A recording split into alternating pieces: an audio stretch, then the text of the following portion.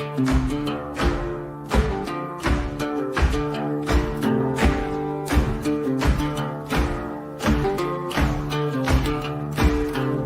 the heartland, the storm is brewing. Trump's moves ignite the flames. With every choice, the nation's renewing. The left can't keep up with his game. Heads are spinning, the swamp's draining dry. America first, it's a brand new dawn. With grit and fire, we're reaching the sky. The spirit of this land lives on.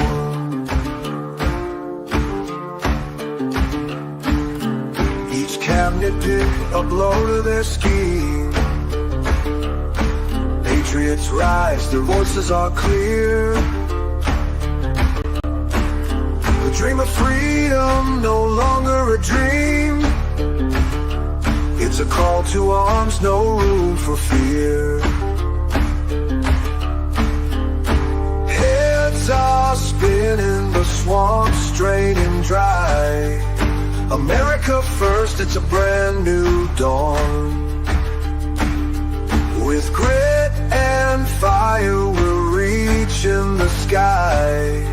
The spirit of this land lives on.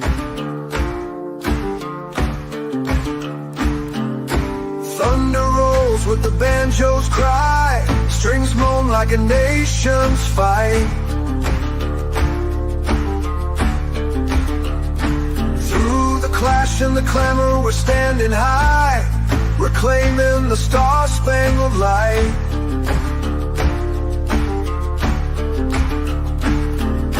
Heads are spinning, the swamp's draining dry. America first, it's a brand new dawn. With grit and fire, we're reaching the sky. The spirit of this land lives on.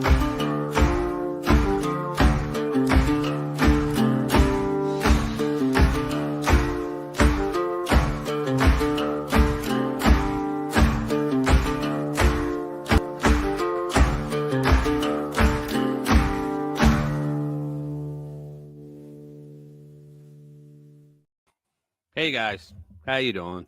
What's up, Jade? Hey, another week. What can I say?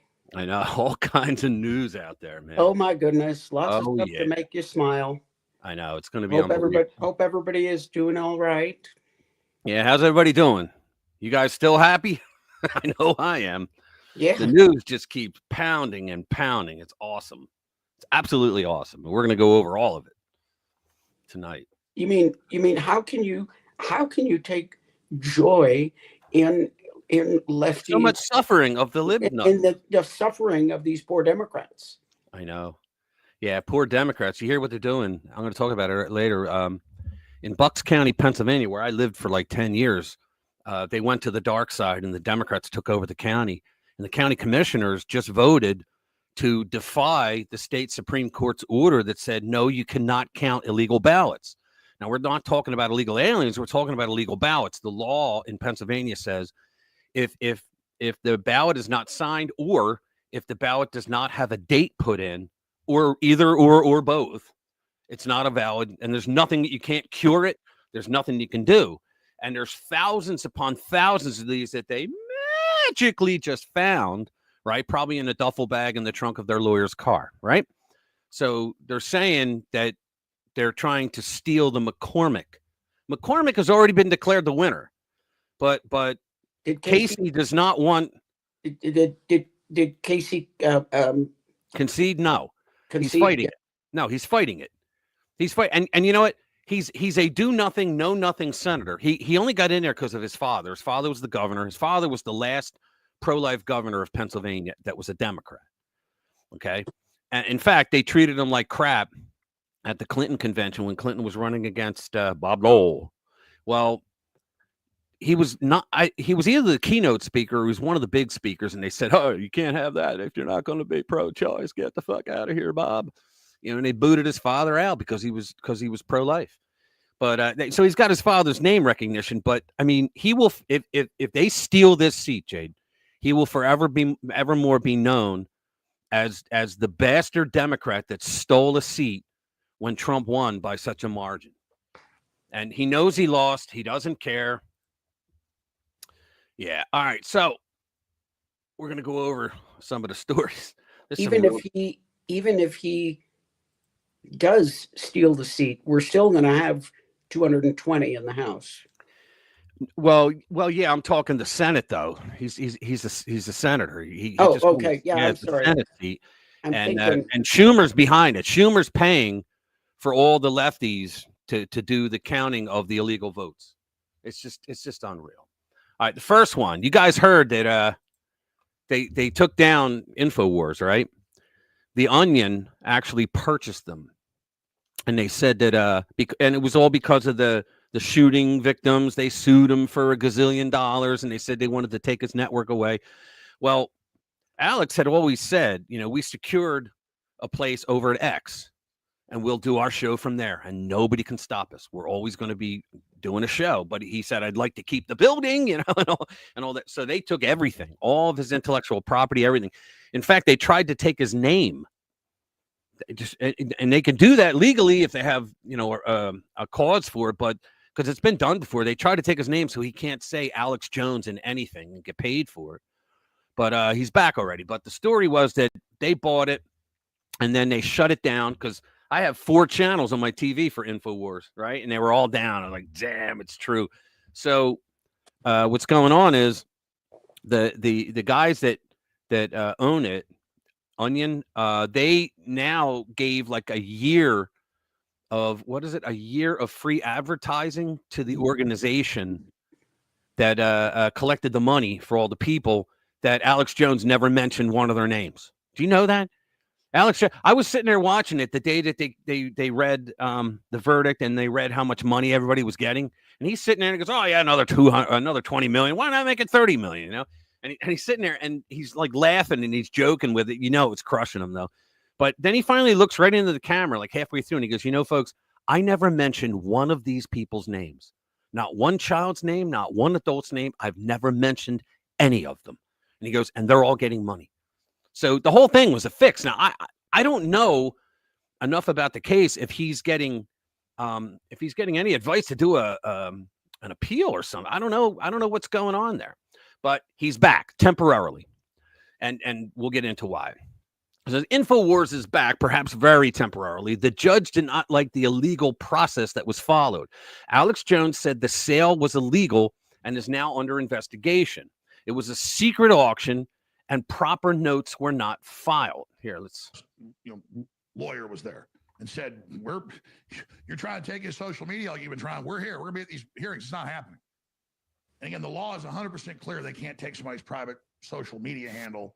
Right. And it certainly can't get it and operate as that person as they said they wanted to do. I mean, they've said, "We own your name, Alex Jones." And the judge already said no, and that couldn't be in the auction. He wanted future hearings on it before the auction. And they just had this fake auction that was a private secret sale masquerading as an auction. Now, let me just say that's my opinion.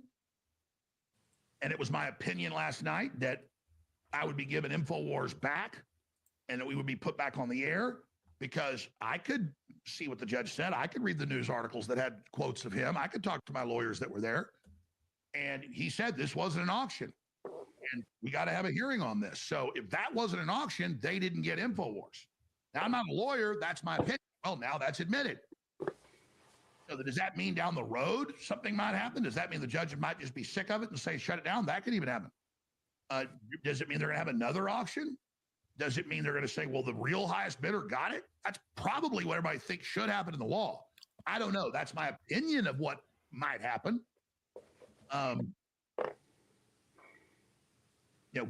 Chris Murray's, the trustee's lawyer was calling up my lawyers and saying, "Oh, Jones is saying Chris Murray apologized, to him. He didn't do that." I said a lot of stuff in the first hour. I don't have a teleprompter, and I haven't gone back and reviewed it, but that was not my intent either. he said to me on the phone in front of Bob yesterday, and he told Bob, "Oh, I know, I'm sorry this is a bummer or whatever, but no hard feelings. Not like I'm sorry for what I did. I'm sorry this is a big hassle for you. I know, no hard feelings." I mean, that's what I remember him saying. I got it recorded. I mean, we'll see if that was exactly what was said. But that's what they're calling up about, saying isn't true. Oh, okay. So what else was wrong? Well, What I happened? killed that. What's that? What happened? What do you mean? Oh, it just went away. Oh, I shut it off because he was going into other things that we don't Okay. really need to get into. But the point is that the judge didn't like the way they had a silent auction for the way that they grabbed it. But I can't remember who the co-owner of the Onion is. He's somebody else we know. Co-owner of the Onion. Yeah, not something that I follow. I mean, I've seen them. They're kind of funny, but Yeah, it's funny, but I like the other guys better. But who the hell is it? Yeah, there's a guy in there. He's known for something else, but whatever, it doesn't matter. But let's go back to do another. Yeah, apparently he's back, but it's just temporary because he'll probably lose again because they just they wanted to pile on somebody and they figured let's go after Alex Jones because Alex Jones is right 99% of the time, and that 1% he comes off like a kook, But I'll take that, if he comes out, and you know what it is, he makes a boatload of money. All right, I mean he makes a lot of money, right? And well, before they knocked him down, whatever. Now he's just selling supplements and shit like that, right? But he made a ton of money, but he spent most of it on people that were researchers and people that, like, he would go into hotels and say, look, if you got a political guy that comes in here, I will pay you X amount of dollars if you can tell me about it and get a photo, whatever. And so he has people like that all over the country that he pays, and he pays millions and millions out for stuff like that. That's kind of crazy, but it's what he does and it's what he likes to do. So can't take it away from him. Beef supreme, big pharma stocks crumble. You got to love that. Let's do that. Yeah, gotta love that. Yeah. Headline USA, big pharma stocks crumble after Trump taps RFK Jr. as Health and Human Services boss. Together we will clean up corruption. I love it. President-elect Donald Trump's nomination of Robert F. Kennedy Jr. to head the Department of Health and Human Services has sent shockwaves. They're shocking, I tell you, through vaccine company stocks. BioNTech, you know who they are. They're the ones that did that Comirnaty, right? It was a German thing. It was Pfizer and BioNTech that created Comirnaty, and Comirnaty was the one that was approved by the FDA. But the lying Biden administration went around saying that it was the Pfizer jab that was approved, and it wasn't. It was still under EUA. I think it still is. And then they said Comirnaty is not going to be available for a couple of years. They said this back in 2021, I think it was. Right? So they're the ones that got it, and Biden lied to everyone. And I had people tell me, no, it's legal here. I'm like, yeah, did you have to sign a little piece of paper that signed your rights away? Well, yeah. I'm like, when did you ever have to do that when you got a vaccine before? Never. So BioNTech and Novavax saw their stocks drop by 7.1 and 7. Is that all? Respectively, while Moderna's fell by 5.6 shortly after Trump's announcement on Thursday, according to Axios. CNBC noted that Pfizer's stocks dropped more than 2%. Good. I wish it was more. These companies made billions after manufacturing the COVID-19 vaccines, which several governments, including the U.S., forced Americans to take.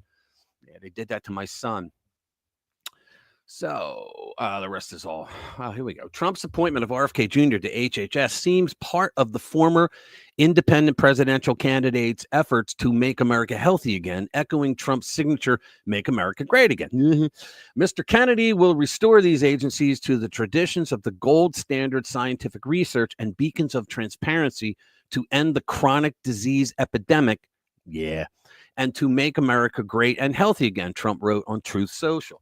Mirroring Trump's comments, RFK Jr. posted on X, "Together we will clean up corruption, stop the revolving door between industry and government, and return our health agencies to the rich tradition of gold standard evidence-based science."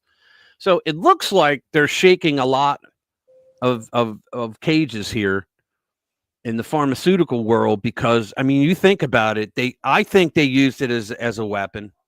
right? Oh, I think COVID was a weapon, a bioweapon, and I think the government, I'm not saying the pharmaceutical, I'm saying the government used the pharmaceuticals as a weapon to make people obedient, right?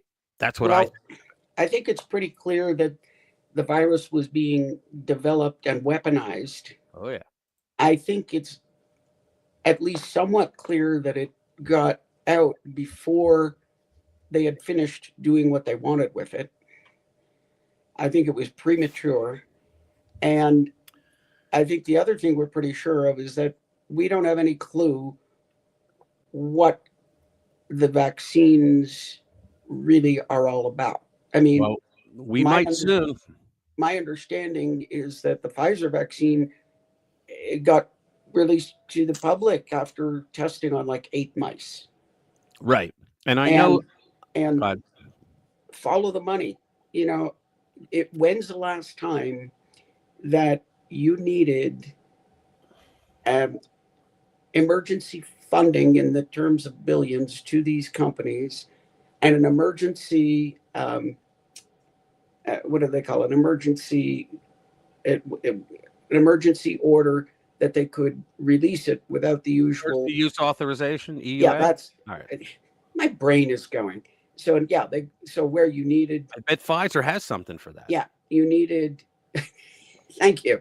You need all this funding from the government. You get the emergency use authorization, and then now we have a third law that says you can't sue them if you have side effects. Well, and right. by the way, Because you signed it away.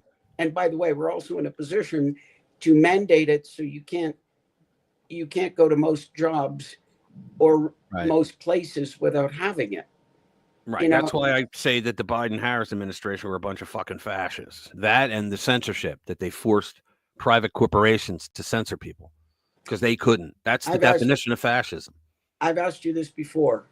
Name me one administration / regime in history that has been pro censorship that is the good guys. Right. Exactly. I'll wait. It doesn't exist. I'll wait. Yeah, you'll be a skeleton by the time you get an answer. Yeah, tick tock. Let me get back. Let me get back to the news. So, here's one. This is one on Barack Obama, guys. This is an X post, but it's really something if you haven't seen this. All right, ready? And we got a video at the end. So, this is Real Robert. He writes, bigger than Watergate, straight up treason. Barack Obama. Now, this is all, it's in the videos and it's from whistleblowers and it's all this has been verified. Barack Obama and his CIA initiated the Russia collusion hoax and instructed the Five Eyes, that's US, Canada, Australia, UK, and New Zealand, to spy on the 2016 Trump campaign. Now, if you did full stop right there, there should be arrests made, right? You weaponize. Now, this is in 2015 and 16 that they did this, right?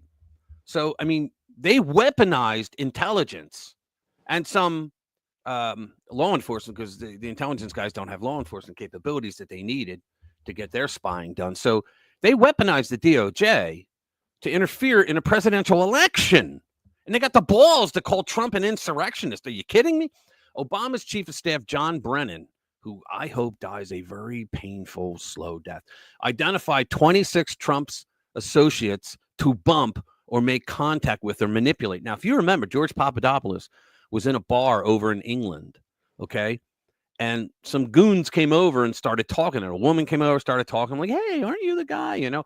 And he didn't give anything up, so they lied about him later on. But the person that ran that operation over there for CIA was Gina Haspel, okay? And this is why whenever I get these texts and whatnot from Mike Pompeo, I write back and I go, you know what, motherfucker? And he probably never heard me. He probably never read them. I even tweet him all the time. I said, you know what, motherfucker? You know, you were the CIA director before you became Sec State. And you knew that Gina Haspel was the one who ran that operation against Trump over in England, in London. And when you left, you never said a damn thing to your POTUS. And you let her become the CIA director. I see, and that's one of the main reasons why this administration does not want anything to do with him. So Obama's chief, John Brennan, identified 26 associates to bump or make contact with.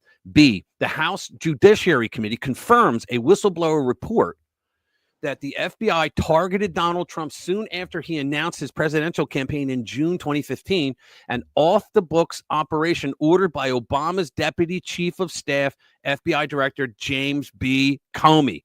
Boom. That predated the Crossfire Hurricane operation. So far, everything that Dan Bongino wrote in his 3 books is true.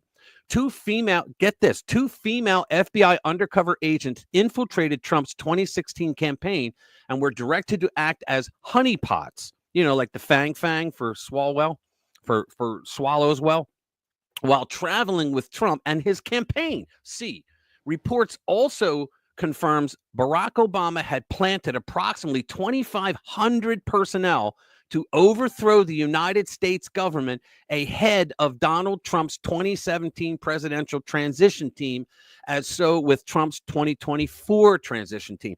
I say all along, Donald Trump never got a peaceful transfer of power, and yet these pricks throughout this entire campaign in 2024 kept snidely and snarkily saying, yeah, well, you're going to get a peaceful transfer. Where the fuck was Trump's? I always pointed out that 19 minutes after he was inaugurated, the WAPO put a headline out saying the time to impeach him is now, right? He never, and then they did the Russia, right? But look at this. This shit predates the election. In 2020, Barack Obama characterized the conspiracy as absurd. In this clip down below, Obama directly refutes the spying claims as so absurd. He then goes rambling about foundations of democracy. He sounded like Kamala. Words out, being so sacred that you do not allow the politicization of the criminal justice. Oh, Jesus Christ. This is the guy. Let me tell you something. This is the guy, Barack Obama. You remember when, JD, you remember when Obama was saying, when Trump put out the word, he put the tweet out that said, the Obama administration wiretapped my phones, right? Now, wiretap was an old word, so they made fun of him, right? But, and then he came out and made a statement, Obama, on the trail. He made a statement saying, well, Mr. Trump, instead of coming up with conspiracy theories like this, he should be out there trying to convince more people to vote for him, right? When he said that, we now have a timeline, right? And Bongino has it in his book. When he actually said that he knew that he was already spying on Trump Tower. He knew it. I mean, he's the one that fucking ordered it. And he literally lied to everyone, to the entire world, when he said that on TV. Arrest them all, prosecute them all. Yeah. Incarcerate them all at once for the crimes of fraud, racketeering, obstructive of justice, election interference, and conspiracy to overthrow the United States government. But first, Barack Obama. Yeah. The funny thing is, in this campaign at the DNC, I forget her name. Control committee. Wait, what are you saying? I'm playing the clip. What are you saying? I was saying, the funny thing is at the DNC, I forget her name, but she stands up and said, oh, well, Trump, he would mobilize the DOJ. Yeah, he would weaponize the DOJ to go after his political enemies. And I would say to that, you fucking moron, where have you been for 4 years? Yeah, what, have you, living under a rock? Yeah, let me play this.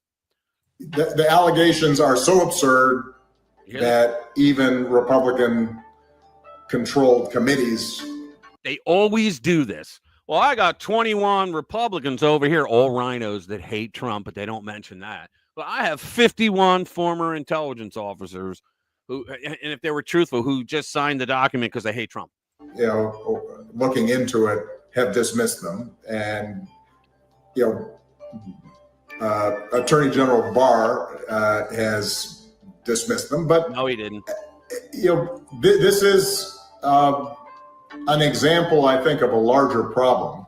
Well, two larger problems. Problem is you, which don't get as much attention, understandably, when you've got high unemployment and a pandemic raging, because it doesn't touch people's day-to-day lives. But first of all, we know that he spied on Trump.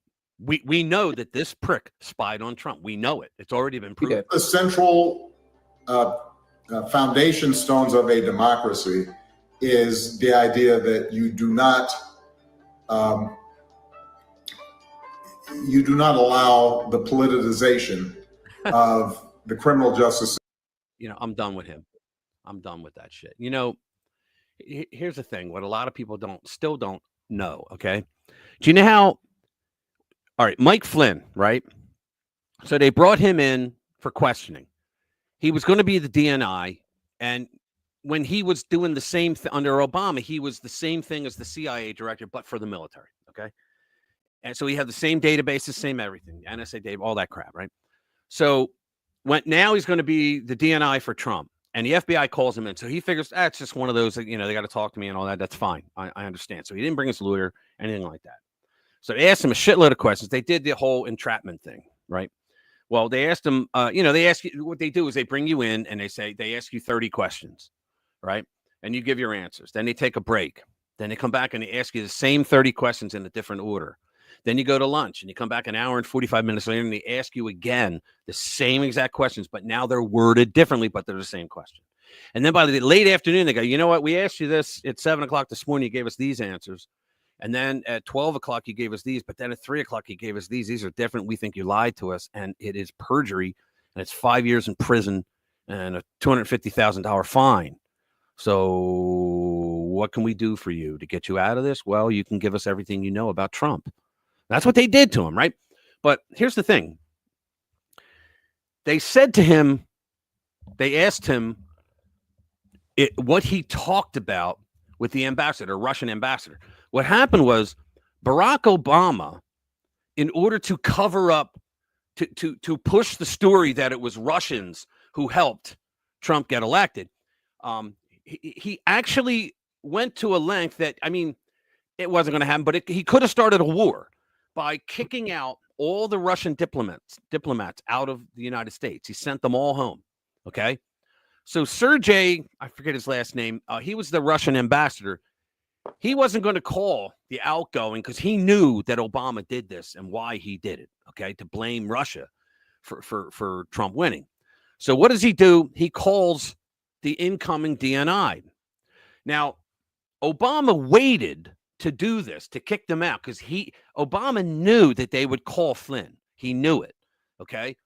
And he waited till he went on vacation with his family. His family went to the Dominican Republic for vacation, okay?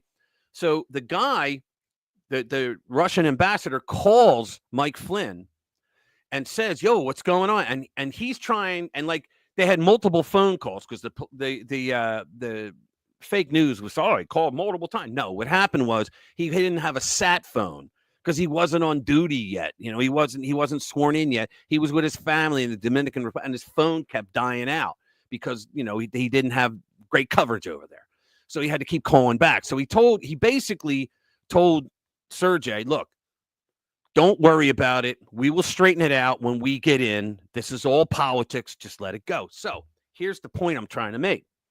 So when they uncovered, what masking is, right? When you unmask someone, what it is, there's a law that says, it's a federal law that says that if the NSA, any intelligence agency, FBI, any one of them are listening to phone calls, okay, and there's a foreigner on there, they have the right to listen to it. But as soon as they realize that an American is on the other side of that phone call, by law, they're not allowed to listen to it anymore. They must take the headphones off.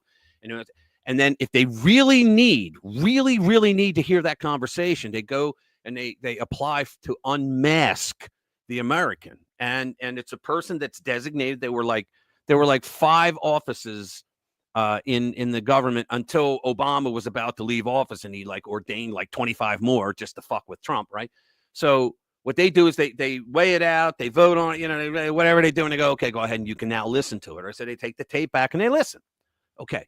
So when Trump got in, after all the craziness started to subside, they went and got a list of every phone call and person that was unmasked. And it was a Herculean effort that the Obama administration did to unmask all these fucking people. They had no right or reason to do it, but they did because they wanted to know what they were up to, what they were doing during the campaign. So guess whose name was not on that list for being unmasked? Mike Flynn. Mike Flynn. Wait, it wasn't. His name was not on the list. Why? He was unmasked. We know he was unmasked.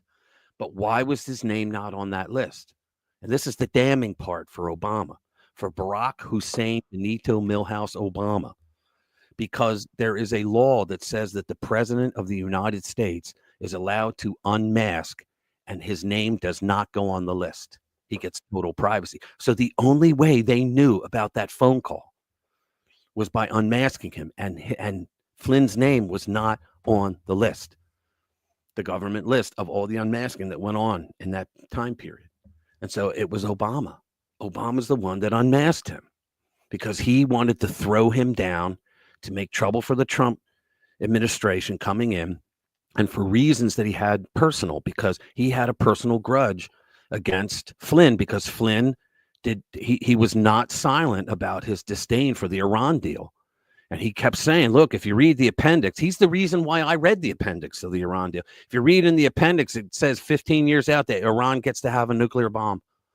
That was in the freaking deal that Lurch, Curry, that he actually worked out with the Iranians. And by the way, did you know that nobody signed that deal? The Iranians never signed it. The Americans never signed it. It was never in effect. So when nuts in the news went nuts when Trump said, I'm pulling out of that. Oh my God, it should have been a treaty. If you're going in on a nuclear thing with the largest sponsor of terrorism in the world, Iran, it should have been a treaty. But Barack Obama was the first president that started ignoring things like that, the Constitution, because he knew he would not get advice and consent in the way he wanted it from the Senate if it was a treaty. So he bypassed it. It's not a treaty, it's just a deal. Bullshit, Barack. It was a treaty. Right. And that's why Biden did the same thing. He did several things that should have been treaties, and he didn't. Like, yeah, if you're looking at one of the biggest sponsors of terrorism getting a bomb, and by the way, they're absolutely dedicated to the genocide of Israel. Oh yeah. So. Oh, you know what? I haven't said hello to people. Special K, Streaky Bacon. What's up, guys? Coding with Cody. Is that UL? Chill, what's up, man? Jimmy from Philly's in the house. Uncle Bobbity. There you are. Sheila. Good day, mate. Let's see. Coding with Cody. That's got to be. Yeah, it's him. It's UL. What's up, UL? Jeremiah, how you doing? Bass, good to see you. Chris, my brother, how you doing? I'm sorry, guys. I was just into the reading, and I forgot to say hello to everybody that comes here every week. Duh. Sorry, guys. How y'all doing? We kind of sort of did a generic hello. Yeah, I know. But I usually like to say hello to people because they take their time out to listen to two schmucks like you and me, right? There you go. I'll speak for myself. But opinionated schmuck to you. There you go. I'm trying to get Amazon to ring my doorbell. Some dickhead stole my vitamin shipment. You know what happened? I had something delivered yesterday, I think it was, and they delivered it to the wrong address because I go outside. I'm like, where the fuck is it? And it has this white potted plant. They take the picture, and I don't have a white potted a plant in a white pot right outside. So I'm thinking, man, it could be my neighbor. Now my neighbor wasn't home, so it was completely pitch dark.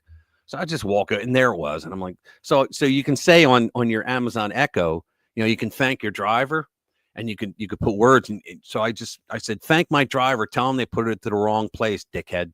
And it said that she passed that forward. So the poor driver who got it wrong. I mean, they just made a mistake.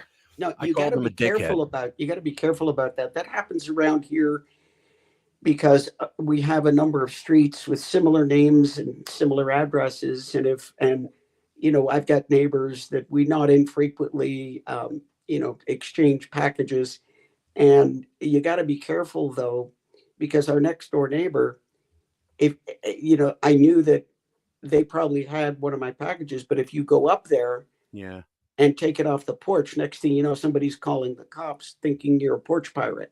Oh wow! Here you got to be careful about that. Here we go. Can you believe this? Chris Wray's FBI raided Polymarket CEO's home after the company accurately predicted Trump's victory. This is just fucking crazy. I mean, they're not fascists. No, they went after a guy whose company predicted that they would lose. Okay. Polymarket is the world's largest prediction market.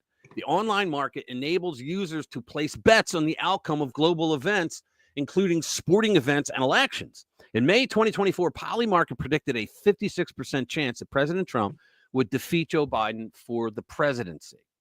In October, Polymarket ran a poll on who would win the 2024 vice president debate. Tampon Tim fell off a cliff following his performance. Look at that. Way down, right? Then leading up to the 2024 election, Polymarket had Trump up over Kamala Harris for weeks. On election day, Trump was up over Harris by 75 points. And he was accurate. Polymarket was right. Donald Trump was swept back into the White House. Republicans took the Senate and retook the House of Representatives, and President Trump took the popular vote. Now, I am so glad he took the popular vote, because you would see riots out there now by the leftists, by the Antifa assholes and all their cousins, right? You would see that shit. But since he won the popular vote as well, they have nothing to argue. It was a clean sweep. For weeks, Polymarket's predictions had Trump's chances much higher than Kamala's, in sharp contrast to national opinion polls. Exactly, right? Of course, Big Brother was not amused. On Wednesday, Chris Ray has got to be the first one to be fired and to be investigated, because this motherfucker broke so many laws the entire time that he was there. On Wednesday, Chris Ray's FBI raided Polymarket CEO Shane Copland's, or is it Copeland? I don't know. New York City home. Agents confiscated Copland's computers and phones. The Biden DOJ is investigating Polymarket for allowing U.S.-based users to bet on the website. Polymarket released a statement calling the raid a political attack on the company. According to U.S. News, a spokesperson said the FBI raid was obvious political retribution by the outgoing administration against Polymarket for providing a market that correctly called the 2024 presidential election. Well, I think that's all you need to know. Let's watch this. All right, guys. So this might be a story that is kind of flying under the radar because of all of Donald Trump's nominations to his cabinet. But Polymarket, remember the betting website Polymarket? It made headlines because it was predicting Donald Trump winning way above Kamala Harris, and then it started to dip. Kamala Harris went up for a little bit, and then it flip-flopped once again, and Donald Trump ended up winning, completely sweeping the United States. If you look, this is the website right here, of course. This is the graph.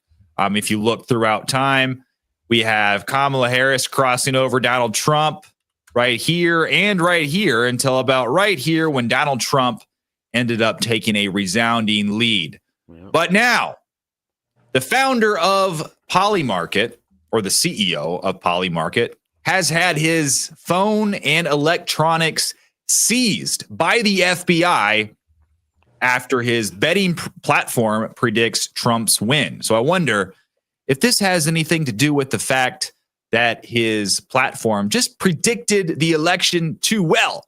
And the FBI is like, we can't have that. We cannot have the public knowing what is going on. Yeah. But it's kind of interesting, too, because the CEO of Polymarket was actually a donor to Kamala Harris and Tim Walz. So I guess he just didn't play the game the way they wanted him to play it. But isn't that crazy? Well, his last statement is perfect because, it's not that they want you to play the game. It's they want you to play the game, drink the Kool-Aid 100% in. If you stray from the plantation even a little bit, you are out of there. I don't know why, but it made me think of it. It makes me think of Greta Thunberg. Somebody's looking at him and going, how dare you? Yeah. Here you go. Here's a public service. Ready? These are places that may not be safe on your next vacation. There you go.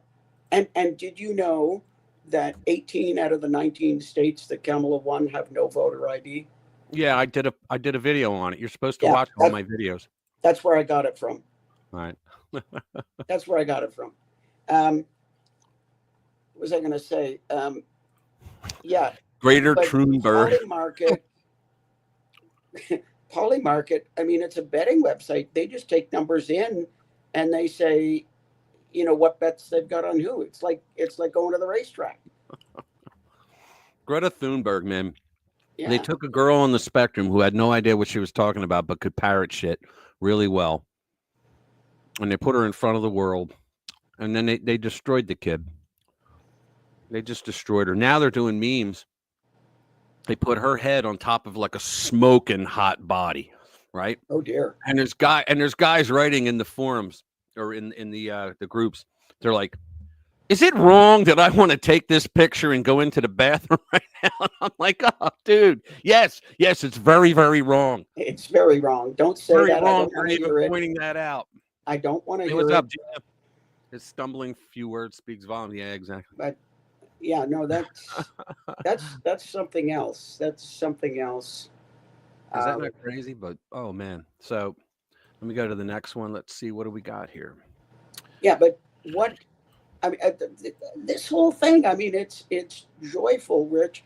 Where else would you find a Republican a Republican presidential sweep that included gaining the House and Senate, that in the cabinet includes a prior two prior Oh yeah, Democrat I know. presidential candidates? Because Oh yeah. I don't think he quite got there, but RFK was a potential presidential candidate. Oh yeah. Well, he was a presidential candidate. He was an independent. Here you go. No, but he was with the Democrats first, and that's when he Yeah, went. of course. Well, his family was legacy dynasty Democrats. He Yeah. went independent because they screwed him around. But you could say, Right. And They didn't want to have what it was they didn't want to have a primary where Joe could lose. That's what it was. And you remember in Florida, the Florida Democrat Party told their people, their Democrat voters, that the only person you can vote for in this primary is Joe Biden. Let's do this one. 5 things to know about Pete Hegseth, Trump's choice for Secretary of Defense. He retired an Army National Guard major and combat veteran turned author and political commentator. He's the guy on Fox, right? So President-elect Donald Trump has nominated Army combat veteran, and I really love this choice, by the way, and longtime Fox News host Pete Hegseth as his pick to be the next Secretary of Defense. Quote, "I'm honored to announce that I have nominated Pete Hegseth to serve in my cabinet as the Secretary of Defense. Pete has spent an entire life as a warrior for the troops and for the country. Pete is tough, smart, and a true believer in America first." He really is. "With Pete at the helm, America's enemies are on notice," Trump said in a November 12th press statement. "If Hegseth is confirmed by the Senate, which he will be, as the next defense secretary, he will serve as the military's top civilian leader under the president and will oversee the day-to-day efforts of the military." I reached out to my son. He's serving over in Eastern Europe right now. And I said to him, "What do you think of him?" And it took a while to get back because they were doing final formations. And he wrote back and he said, "Yeah, I read up a lot on him." He said, "I think he's going to be a lot better than what's in there now." Well, he couldn't be worse than what we couldn't thought. be worse than Lloyd Benson. I mean, that's the guy's name, right? Lloyd, what is his name? Lloyd, I think it's Lloyd Lloyd Benson. Austin. Lloyd Austin. That's it.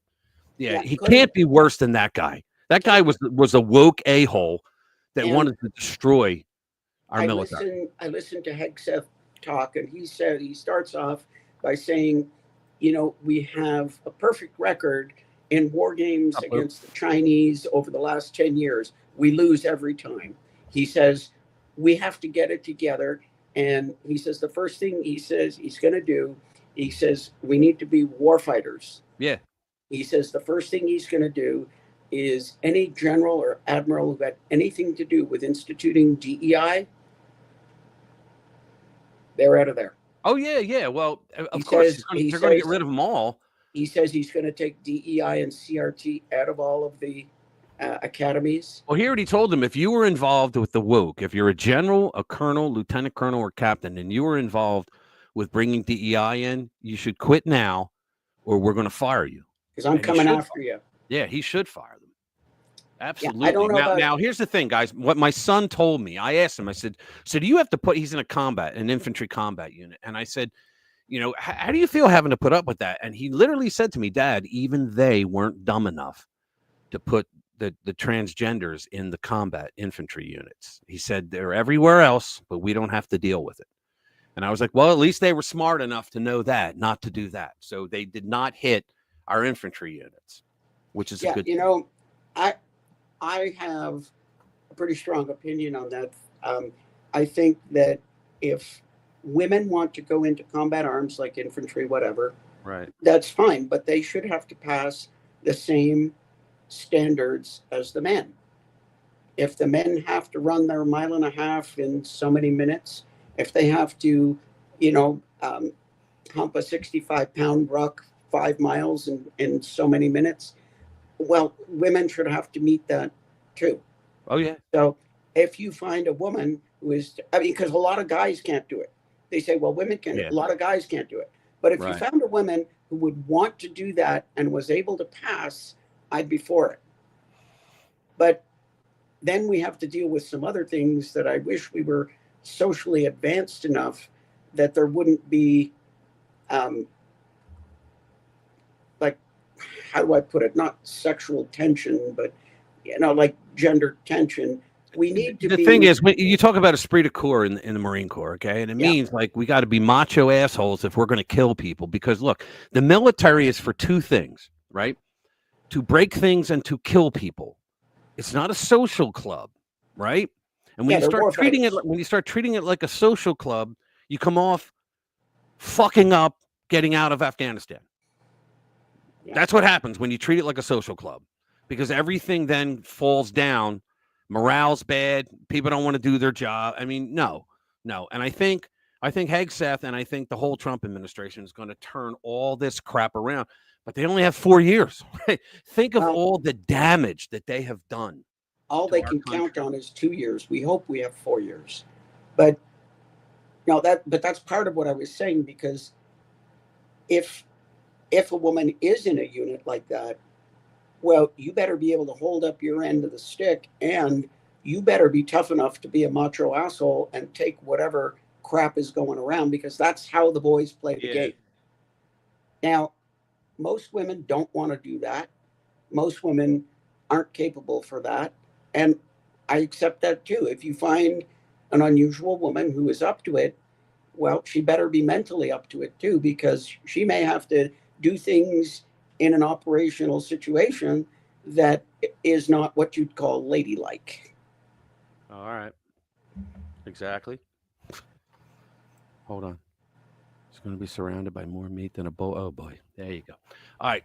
Let me do this one. James Woods, who I love. What conservative doesn't love James Woods, right? James Woods shares a clip of Bill Maher's pre-election smugness that will blow you away. Guys, I watched this. It's freaking awesome. Wait till you see this. This is ripe. It's like a week or two before. First of all, I'm not going to worry about it, Phil. Crap. Hang on. Let me refresh. Come back. There we go. I hit the wrong thing. So I'm not going to worry about it, Phil, because he's not going to win. It's Dr. Phil. Watch. So you think he's just worn it out? You think people are Yes. just going to get fatigued? Enough. I Just feel, category fatigue. I mean, it's just going to be, we're talking about a few 100,000 people perhaps, but I think it's going to be a little closer than that. First of all, she's definitely going to win the popular vote, as Democrats almost always do now. But I think she will win. I think he will, of course, go batshit insane, as he always does. He won't accept it. His followers, I think, I don't think their heart will really be in it as it was in 2020. Some of them, there's lots of people who will always be in the bunker with Mrs. Goebbels, taking the poison and giving the poison to the children, because it's better than living in a world without National Socialism. I make an analogy, but I don't say he's a Nazi. But Yeah, he did. I think for most people, it's just fatigue. Yes, I think it's time. Okay, I don't say he's a Nazi, but everything I've said up till now Says that he's a Nazi. Yeah. In the dictionary, I looked it up the other day. If you look up arrogant asshole, Yeah, I think Bill a Maher. picture of Bill Maher there. Yeah. I looked it up the other day in the dictionary. What's sad about him is that when he's right on something, he was right on Islamo-fascism, right? He was right on that. He was right on the transgender thing. He was not on them personally, but on how the government and the media and all that were the ones that were making it a legitimate issue, right? But you think to yourself, how could he be right on all those things, yet a complete, total a-hole libnut on everything else? Yeah, and he conveniently ignores and/or forgets about facts when they don't agree with his view of the world. Exactly. Who did I see the other day that said, well, Trump didn't win the popular vote? Yeah, he did. But of course he did.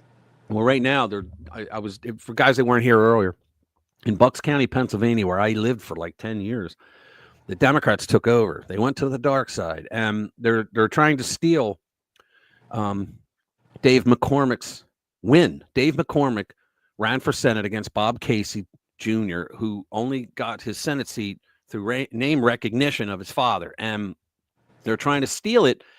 And the way that they're doing it, I have a friend who I reached out to who's a committee woman, and I asked, do you know anybody in Bucks, right? Because I am furious. I wrote to the guy that ran for governor, Mastriano. I wrote to him and said, look, man, can you do something? I know it's not your county, but damn, I think he's the head of the Republicans in the Senate there. But what they're doing is the Supreme Court, the PA Supreme Court, ruled a year ago that you can't count illegal votes. And we're not talking about illegal aliens here. We're talking about if the law says that if you got a ballot and there's no signature, or if there's no date, or both, right, that it's not, you can't cure it, right? You can't say, oh, call whoever this person is and cure it. No, you can't do it. You just can't count it. Well, the Board of Commissioners, I think today it was, they just voted saying, yeah, we're going to count them anyway because we want to steal the seat. They didn't say that, obviously, but that's what's going on. And they're going to try to steal this seat. Now, Doug was already, he was already announced that he had won, right? But Casey will not concede, and they were playing these freaking games for 2 weeks now, practically. And because if it's 5%, it's automatic recount. So this big dump came in of like 100,000 ballots that, like I said earlier, they probably found in a duffel bag in their lawyer's trunk of the car, right? But they put the dump down, and a large portion of those Democrats, they voted for McCormick, all right? But it knocked his lead down to 4/10, which does what? Automatic recount. So now, they're going to cheat in the recount. Looks like it's like a 270 to win. It's like a 3/10 now. Yeah, well, here you go. Democrat commissioners in Bucks County brag about defying PA Supreme Court ruling, continue to count illegal ballots. Bucks County, Pennsylvania, is breaking the law by counting updated and incorrectly dated ballots in a race already won by President Trump and GOP Senator-elect Dave McCormick. Pennsylvania flipped the Senate seat red after President Trump's landslide victory. You can't tell me that Pennsylvania went for Donald Trump but wanted to keep a slob of a senator who did nothing. They know, look, the Democrats that voted for Trump, they obviously voted down ticket, holding their nose for a lot of Republicans. Otherwise, we wouldn't have taken back the Senate and kept the House. We wouldn't have, right? So they voted straight down because they were smart enough to know, these Democrats were smart enough to know that, look, if the House or Senate or both either one of them goes to the Democrats, it's over. Because we're voting for Trump for real change. People this time around wanted real change. They got sick of the crap that's been going on for the last 4 years. And so there's no way that they voted for Bob Casey, okay? And McCormick already won. He was already announced that he won, right? But so now they're down to the 4%, and they're going to steal it. You just know they are. Trump-backed candidate Dave McCormick unseated longtime Democrat Senator Bob Casey, the do-nothing senator. Republican Dave McCormick was ahead of Bob Casey last week by more than 30,000 votes, yet Casey refused to concede. Now, I thought Kamala Harris just said in her farewell speech that when you lose an election, you're supposed to admit it. You're supposed to accept it, right? Peaceful transfer of power and all that shit, right? Well, I think Chuck Schumer doesn't believe in that. So he's the one that's pouring money galore into the Casey's argument. And you're going to have Democrats now. I mean, I can't understand. I even wrote to Shapiro's office saying, how can you allow this shit to go on? Shapiro doesn't care. He's like one of the biggest progressives that nobody knows about. Now Casey is demanding a recount as Bucks County counts illegal ballots. The Democrat commissioners in Bucks County, Pennsylvania, bragged about violating a law and ignoring a Pennsylvania Supreme Court ruling and continued to count illegal ballots on Thursday. Quote, Democrat commissioners Diane Marseglia and Bob Harvey. I did pretty good on that name, didn't I? You did. I know. I'm proud of myself. Voted today to count illegal ballots against PA Supreme Court ruling in an attempt to aid former Senator Bob Casey. There's no other way to look at it than that. Diane Marseglia openly bragged about violating the law and defying the Pennsylvania Supreme Court ruling. Quote, "We all know that precedent by a court doesn't matter anymore in this country."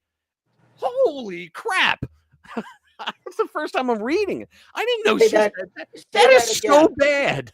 Say that again. That is incredible. Yeah. We all know that precedent by a court doesn't matter anymore in this country, and people violate laws anytime they want. So for me, if I violate this law, it's because I want a court to pay attention to it. OMG. Our attorneys are working with attorneys from the PA GOP and RNC to address this matter, Bucks County GOP said. Holy mackerel. Let's see. We reject all three categories of these ballots. Your motion is to reject or dismiss the challenges in this category in front of you? Correct. Yep. Not going to second that, mostly because I think we all know that precedent by a court doesn't matter anymore in this country, and people violate laws anytime they want. So for me, if I violate this law, it's because I want a court to pay attention. Holy mackerel. Oh, that's just, oh my goodness. By the way, Jade, we're about a minute over now. Do you know that? Over? Yeah, we're like a minute ahead of real time. Remember last week we were saying we're 30 seconds? No, we're a minute. We're now a minute. Yeah. Brazen is right. Oh, man. Crazy. And they're not going to say, look, this is 2020 all over again. You know, you sit back, you wait to see how many you need for your candidate to win, and then you magically come up with that number. That's what it is. It's unreal what's going on here. All right. Okay. I'm gonna time it. So I'm gonna just see here. So we're gonna do this, and I'm actually gonna time it, and I'm gonna tell you when it's live, when it's real. All right. So I'm gonna do 6 seconds. All right. I'm gonna do this one now. Ready? From Revolver. Many believe recent frostiness between Kamala and Jill boils down to one look on Harris's face. There you go. In case you didn't know, Kamala Harris, the woman suspected of leading a secret coup against Joe Biden, it was Pelosi and Obama. That's who it was. And, well, she may have been in on it. And Jill Biden had their first public meeting since the disastrous 2024 election loss at a Veterans Day event at Arlington National Cemetery. To say it was frosty is an understatement. It's clear these two women don't like each other, and for obvious reasons. Rumors of the rift between them and their families have been swirling for quite some time. Word on the street is that Jill never forgave Kamala for accusing Biden of being a racist. Well, he is, during one of the Democratic primary debates back in 2020. And she didn't want Harris as VP. But as it turns out, the Bidens may not have had much say in the matter. No surprise, given that Joe Biden was little more than an empty-headed puppet. He was Mr. Potato Head is what he was. Over the years, there have and Kamala went, and she couldn't answer the question either, Jade. Kamala, every time she was asked, well, you know, didn't you notice that Joe was dementia-laden? No, he was sharp as a tack. Okay, yeah, just like you, right? Over the years, there have been plenty of moments showcasing the clear strain between these two families. It's no secret there's no love lost between the Biden and Harris Emhoff camps. Now, this latest frosty exchange caught on camera feels like the final act in a very dramatic play. Let's just play it. Let's see. Share this tab. Well, hold on. Yeah. Look, take a look. The way. Let's play it again. Ready? Oh, yeah. See how she just gets up and moves away. She doesn't want to be near. Oh, that's priceless. Yeah, Jill doesn't even move her head. I know.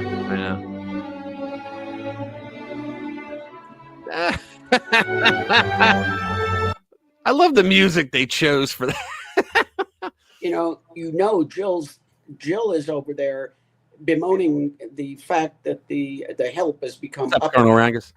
I'm listening. Yeah, she's bemoaning the fact that the help has become uppity. UFO hearings. They got UFO hearings? Really?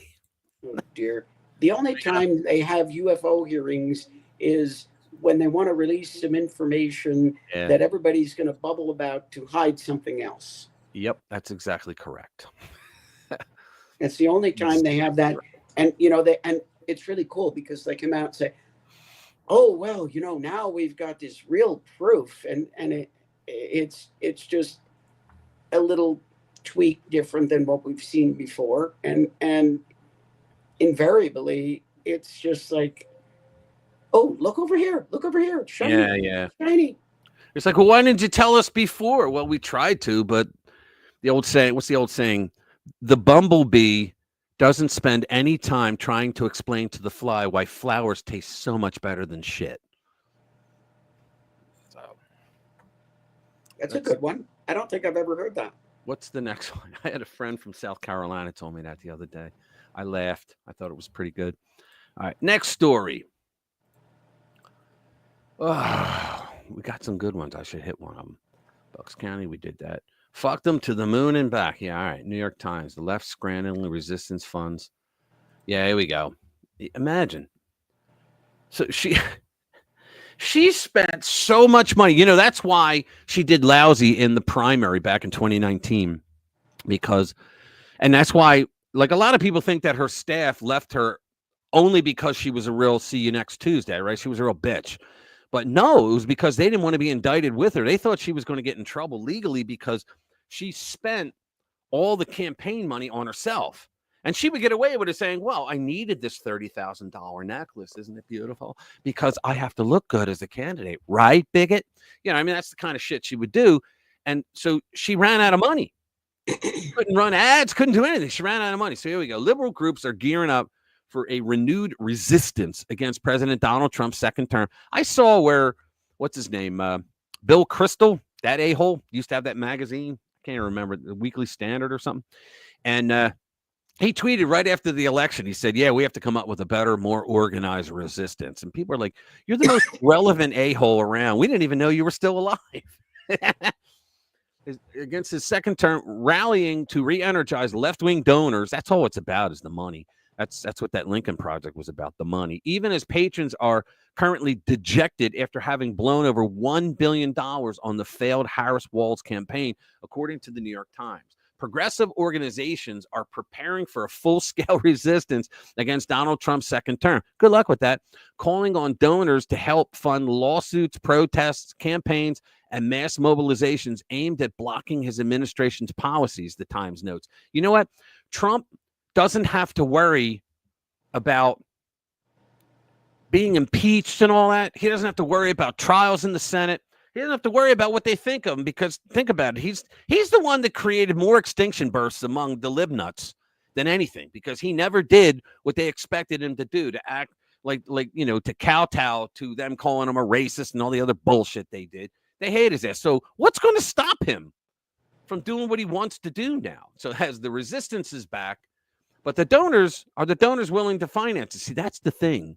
If they don't have the donors financing, like remember during St. George Floyd's Summer of Love, the riots, where you would see pallets of bricks suddenly appear in the middle of the street. You're like, wait a minute, who the hell brought them there?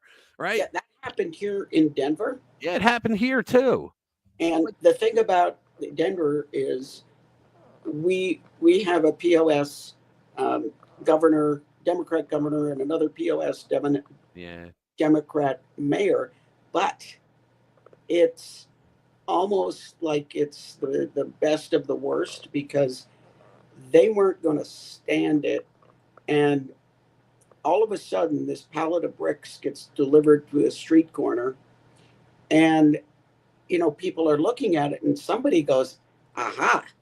And they mobilized police from like 3 or 4 different cities, and they shut it down. Yeah. They arrested people, they shut it down. And you got a good one.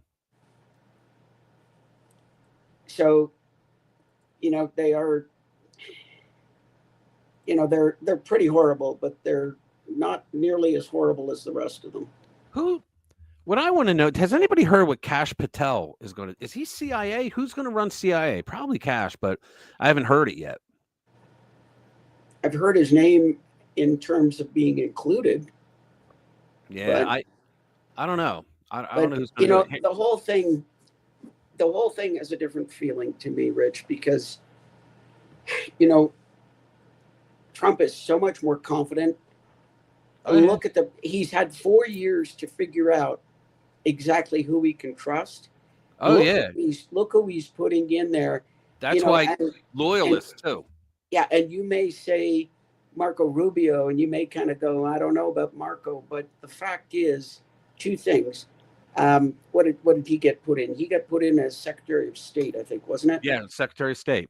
And the nice I think it's a good pick. I'll explain why later.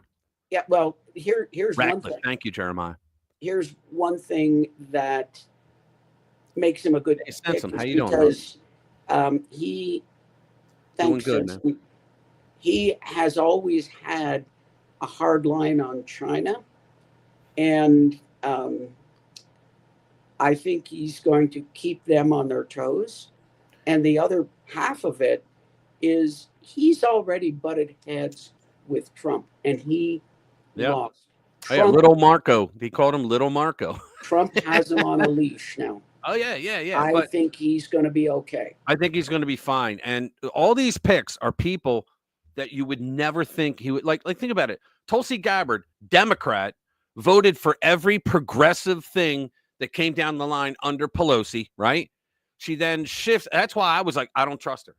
I was like, I just don't trust her. She voted all that progressive shit.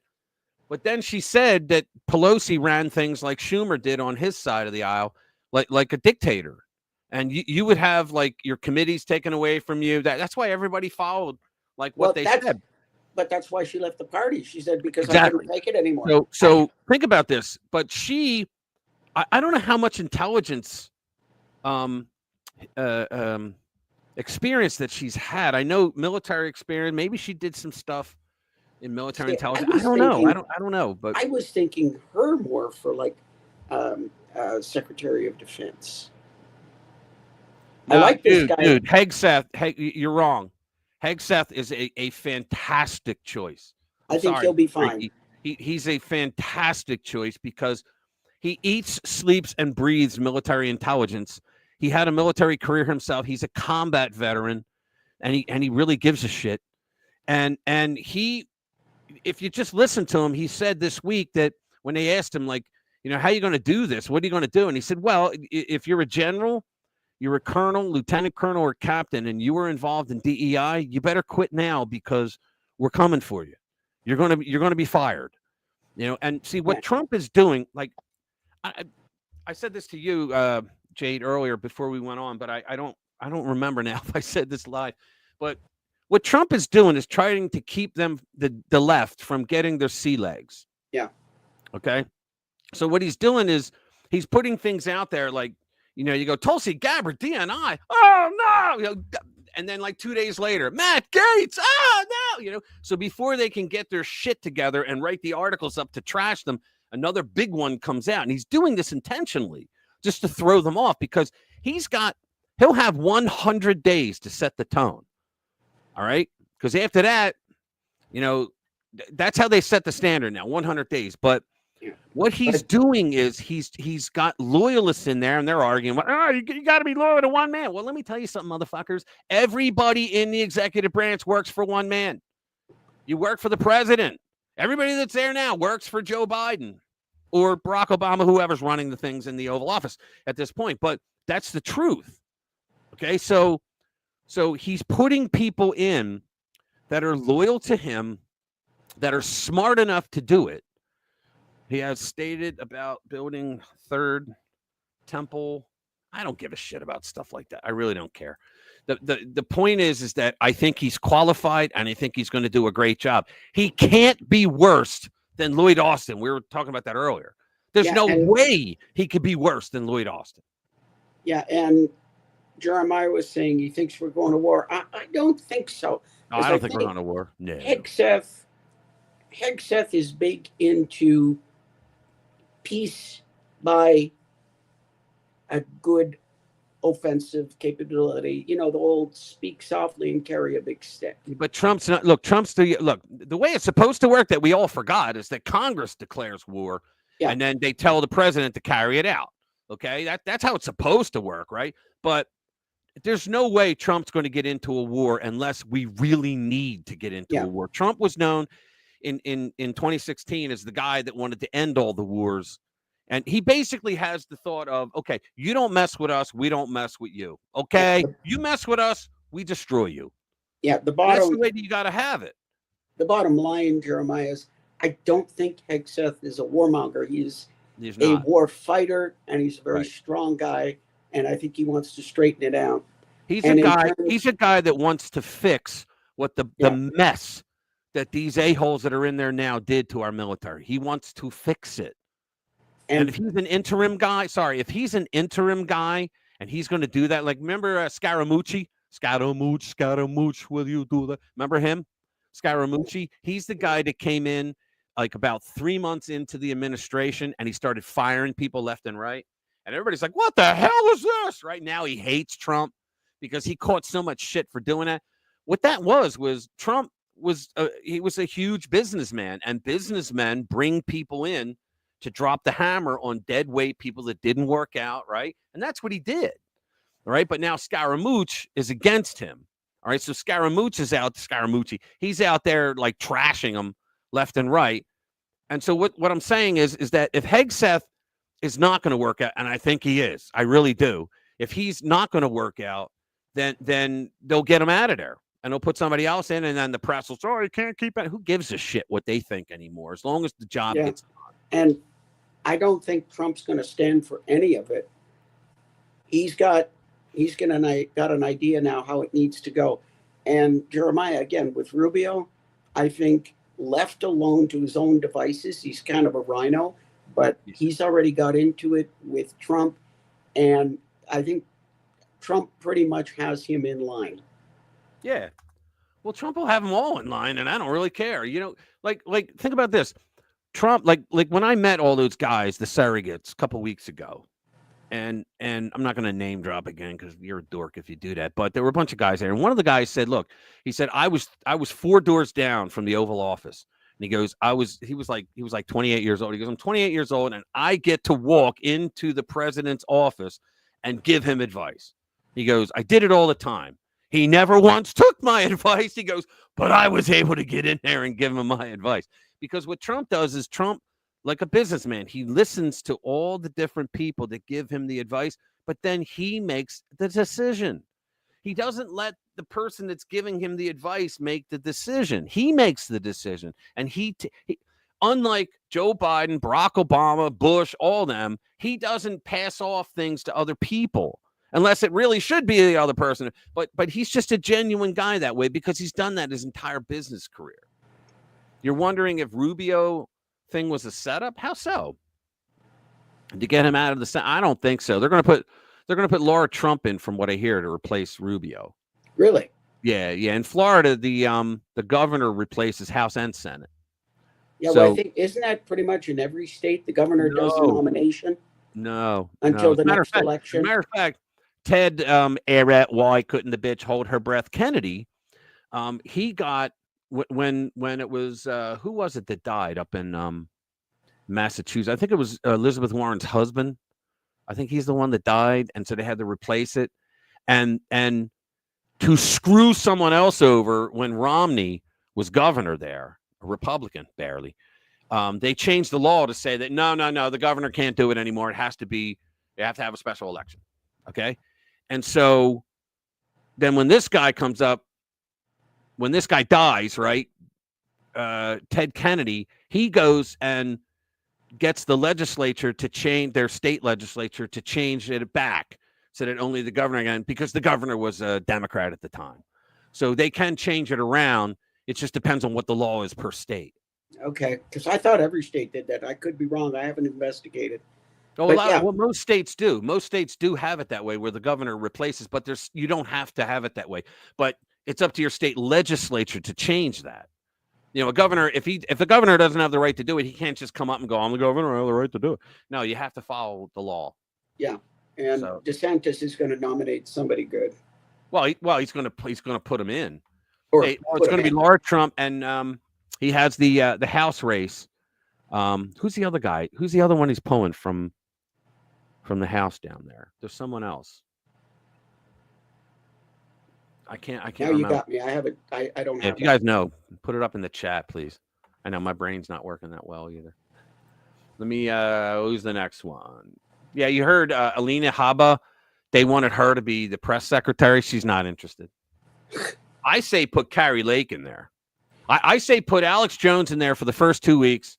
And then when all the really bad progressives die of heart attacks and stuff like that and have strokes and all that, then say, just kidding. And you put in Carrie Lake and you finish off all the rest. I think Carrie Lake would be great. And you're saying for White House press secretary? Yeah. Oh, yeah. I think Carrie Lake would be great, but I think that would be a definite step down for her. She's worth much more than that. Yeah, but she hasn't won anything. Yeah, that's the problem. I do like her a lot, but she hasn't won anything. And she keeps losing. Now, look, this is my opinion, guys. Just my opinion.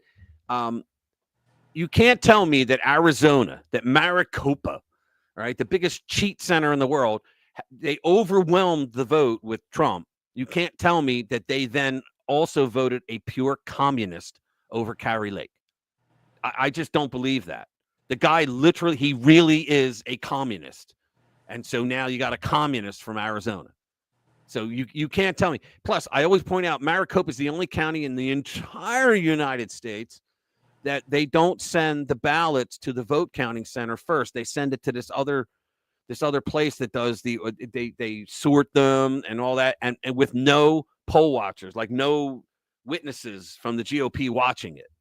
Right? So you don't know what the hell's going on there. You know who else might I'd like to see as press secretary? I wouldn't mind seeing Tucker Carlson in there. Yeah, but he wouldn't take the pay cut. That's what it What? is. But did you hear Ramaswamy and Elon said for the Doge that They're they're not not taking taking. a dime. They're not going to take a dime to do it. And I love that.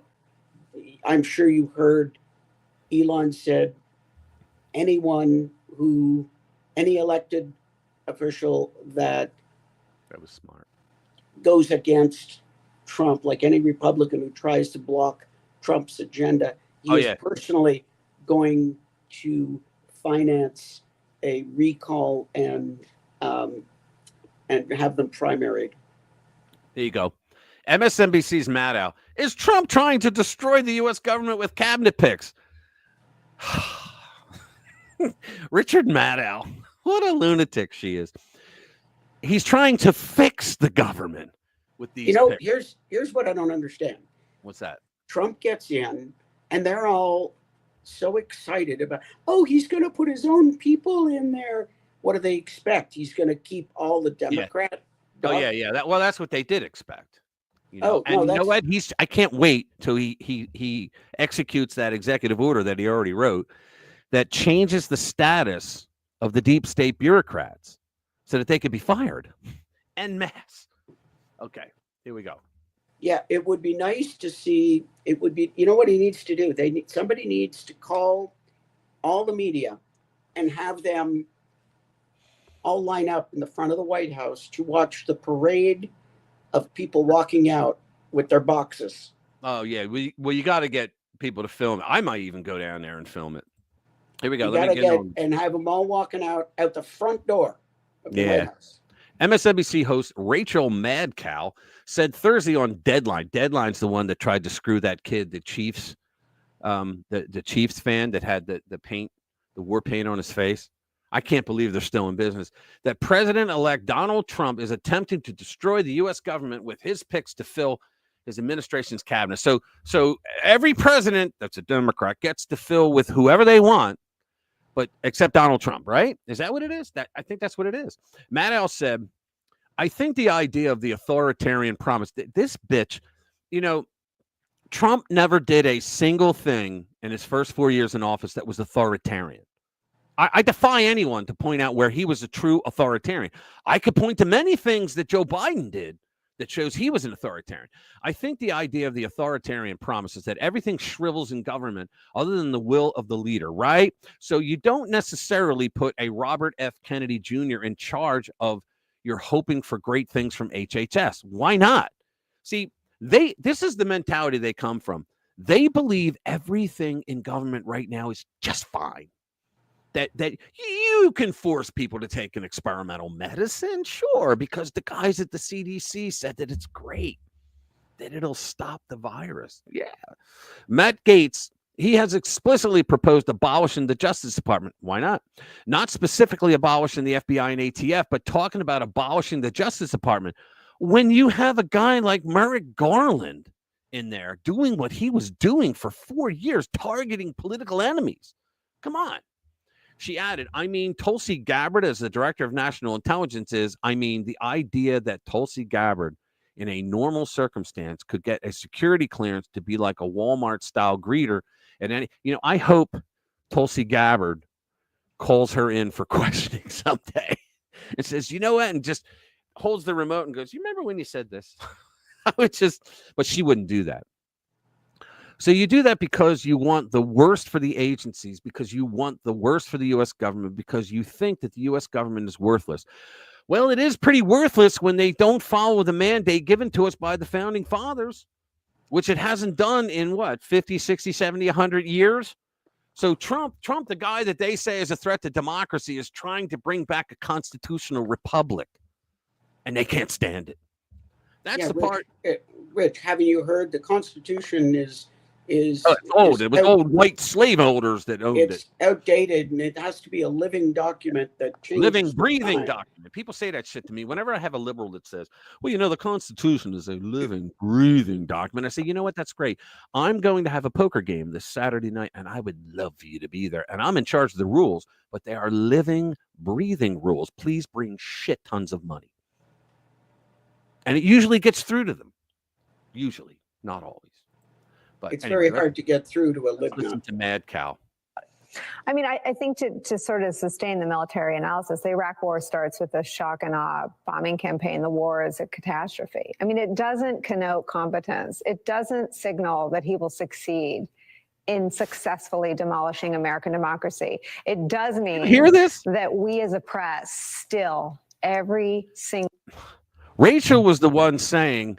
She overextended her importance in the world, saying, he's going to lock me up and put me in an internment camp. He probably doesn't even know who the hell she is. Time chase the shiny object. And this week, the shiny objects are named Matt Gaetz, Tulsi Gabbard, and RFK Jr. Next week, they'll be named, or maybe by 9 o'clock, they'll be named Steve Bannon and Kash Patel, and they may be running the FBI. Those are the shiny objects. That would be nice. But the movement is propelled by this hatred of the Democratic Party and the media elites, but also... Wait. So the Republicans now hate the Democratic Party, but they never did anything like lawfare, like charging their lawyers. I mean, think about it. Donald Trump, when he was elected in 2016, when he started in 2017, he said, I'm not going to prosecute Hillary Clinton. Now, if anybody could have been prosecuted, it was her for the Espionage Act violations, right? Her private email server. The private email server, she wanted to get off the headlines, so she hired Fusion GPS to come up with the bullshit story about Russia, right? So how could she say that it's over a hatred of the other party when the other party, look, we think that Democrats are people with bad ideas. They think we are bad people with ideas. That's the truth. That's how it goes. That's what they think. All right. So, I mean, what about these people? How can you get it so bass-ackwards? Also a promise to deliver on the economy, on immigration. And the people in charge of those two things, one of them is an alleged child sex trafficker, and the other is by her own. They're talking about Matt Gaetz, an alleged child sex trafficker. So she put the word alleged in there so that she doesn't get a subpoena to come into his office. Own telling a dog killer. I mean, a dog killer. Competence may be where he gets she sort shot of the dog. bollocksed up. I think that the idea of the authoritarian promise is that everything shrivels in government other than the will of the leader, right? So you don't necessarily put a Robert F. Kennedy Jr. in charge of it. Like I said before, why not? They think everything is running. We don't even need to listen to her. They think everything is running smoothly. Therefore, why are you going to screw things up by making all these changes? Because they don't seem to understand that they fucked up the entire federal government. There's not a single department they haven't screwed. Think about that. And think about this. How does the Biden-Harris regime treat whistleblowers?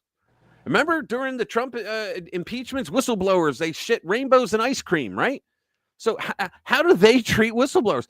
I'll tell you how they treat FBI whistleblowers. They don't fire them, but they put them on leave without pay. Now, why is that a problem? Because their contract says that while they still have a contract with the FBI, they're not allowed to moonlight. They can't get any other job. These guys are going on 18 months with no employment. And they say they have a hatred, that Republicans have a hatred of the Democratic Party. Like most of the things the Democrats do and say, if you want to know what they're doing, just look at what they're accusing everybody else of. And what's the other saying they have? It's okay when we do it. Yeah. Right? I mean, you keep forgetting that one. I know. I have to keep reminding you of that one. I know you do. Oh, this is it. This is a good one. Hang on. Let me get to it. There you go. From Todd Starnes. That's a good site, by the way. GOP senators warned, don't betray Trump. Trump advisor Corey Lewandowski told me tonight that Senate Republican leadership must defend and support President Trump's America First agenda. Watch the full interview. It's going to be too long, probably. But John Thune better understand that this is the party of Donald John Trump, and his agenda is the one for America. So John better be 100% on board. And you know what? Thune, who I was really saddened that the rhinos put him in. We got too many rhinos in the Senate. I would have rather seen Rick Scott in there, but so we got him. But he is pointing out, he is saying things that I like hearing, but don't rhinos always do that and then they don't deliver when the vote comes? He said Thune was not his first choice, but the bottom line is John won that race. He better be on the president's agenda, Lewandowski said. The only reason the Republicans have a Senate majority is because of the work Donald Trump did for the GOP on his campaign trail. Let's listen to some of it. Well, joining me now is Corey Lewandowski, good friend and senior Trump advisor. He's the guy that... Corey, we have seen a lot of breaking news today. Let's start with Pete Hegseth. We just mentioned him. What do you think about the nominee? Well, in full disclosure, Todd, Pete's a great friend of mine. I've traveled with him and his wife many times. I am envious of his service to this great country. This is a man, as you said here, went to Princeton, played basketball for a Division I basketball program, then went to Harvard, went and served our great country in combat situations as an infantry officer, came back home and worked for a CBA where I first got to know Pete, and I've known him for the better part of a decade. This is a man who wants to make sure that our veterans and our active duty military get all the resources they need to make sure that our enemies around the world are punished. And that's what Pete's going to do. And I think it's a phenomenal pick by the president. I do too. Yeah, and I know there's been a lot of concern in that Wall Street Journal piece yesterday about the purge possibly coming of generals. Corey, we need to remind people that it was Barack Obama who fired more generals than any other president. Barack Obama wanted a bunch of yes men in the generals' chairs. That's what he wanted. People, okay, we'll do that, right? Throw out all your military experience. And a lot of them would say, well, I got a family to feed. Yeah, well, you have a military to run too, jackass. And so they got rid of all the real generals, colonels, lieutenant colonels, captains, and all. They either gave them, I remember they gave them either early retirement or they were fired. They just let them go. And so now they're questioning Pete Hegseth, like, how are you going to get rid of all these people? Why would you do that? Well, because we got to get rid of the woke a-holes that push DEI in our military. Almost 200 officers were fired under his watch, and most of them were red-blooded American patriots. So this is not a bad thing to clean house at the Pentagon.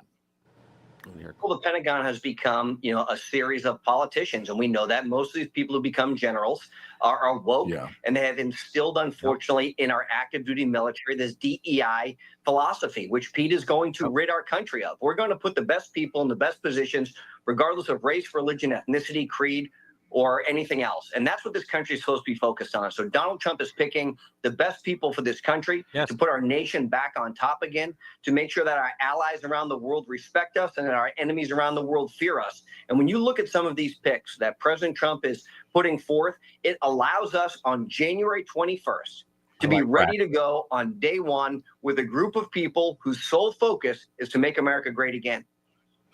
Yeah, well, we're done there. I know. A lot of people are like a little shaky on the picks.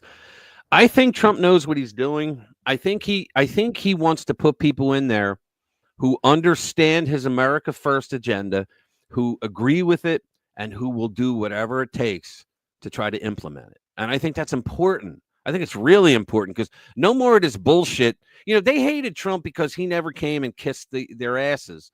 Like you're supposed to go through, kiss the brass ring and all that with the party. Kiss up to them, say, yeah, I want to run. Do you like me? No, Trump just said, I'm running. And he won. First time he ran for anything. And he won. And everybody hate him for it. Everybody thought that there was no way he could win ever. And yeah, then there were, New York Times on election day. Hillary has a 98% chance of winning. And then they were back to the same thing this time around. They never change their stripes, do they? Honestly, yeah, things are different this time. I think he knows a lot more about what the swamp really consists of. And I think he means it. Yeah. And somebody like Elon doesn't care what you think of him. He's going to take that on. He will have some incredibly high-priced lawyers come after you. You will be recalled. You will be primaried. You will be taught a lesson if you go up against him. Oh, yeah. Here's some people were questioning Hegseth. There's 5 things to know about Pete Hegseth, Trump's choice for Secretary of Defense. Hegseth is a retired Army National Guard major and combat veteran turned author and political commentator. So, saying he's honorable, let's get down. I read the top part, but I never got and a winner of at least 2 combat medals that I recall. A combat veteran. Hegseth, 44, brings experience as a combat veteran to the equation. While studying at Princeton, Hegseth was commissioned as an officer in the Minnesota Army National Guard. He joined the service in October 2002 and served as an infantry officer. According to a copy of his service record shared with the Epic Times, Hegseth's unit did a rotation through Naval Station Guantanamo Bay in Cuba from June of 2004 to April of 2005. The base has served as a detention facility for foreign terror suspects throughout the global war on terror era. After that Guantanamo Bay deployment, Hegseth's unit deployed to Iraq from September 2005 to July 2006. His unit deployed to Afghanistan from May 2011 to January 2012. In the course of his military service, Hegseth twice earned the Bronze Star. His other awards and decorations include the Joint Service Commendation Medal, 2 Army Commendation Medals, 3 Army Reserve Components Achievements Medals, the National Defense Service Medal, and a Bronze Service Star, an Afghanistan Campaign Medal, and 2 Campaign Stars, an Iraq Campaign Medal. Boy, I'm getting tired just reading all these damn medals that he got, with 2 Campaign Stars, the Global War on Terrorism Expeditionary Medal, the Global War on Terrorism. Do I have to read them all? These, look at all the shit that this guy won, and people are questioning him. Okay. Well, let me weigh in on that. The campaign medals are kind of participation trophies, but if you look at somebody who's won a Bronze Star, right, that's special. Oh yeah. I know. Yeah, but McGregor. Medicals, I don't think McGregor likes Trump. Yeah, the Jeremiah, campaign medicals. I don't think he does. I can't say it. The campaign medals, I don't care about, but the Bronze Star, that's a man you need to listen to. Yeah. Here you go. Hegseth touched further on his view that the military has embraced wokeness during an interview with the Sean Ryan show, whoever that is, on November 7th. During the interview with Ryan, a former U.S. Navy SEAL, the Fox News commentator, expressed opposition to the presence of women in combat roles. See, they lied about that. Hegseth said women shouldn't be in the military. No, he said he doesn't think they should be in combat. Everything, quote, everything about men and women serving together makes the situation more complicated. It does. And complication in combat means casualties are worse. There's so many studies that prove it, that say, no, the men worry more about protecting the woman because that's how they're raised in America, contrary to the feminazis' belief about men wanting to rape all women. Hegseth voiced support for firing military leaders deemed to be too focused on advancing political causes, up to and including the chairman of the Joint Chiefs of Staff. Quote, any general that was involved, general, admiral, whatever, that was involved in any of the the DEI, woke expletive, woke shit, has got to go. Exactly. Yeah, and he said, yeah, he's a recovering neocon, by the way. Yeah, the DEI and CRT, right, gotta get it out of the academies. You gotta go.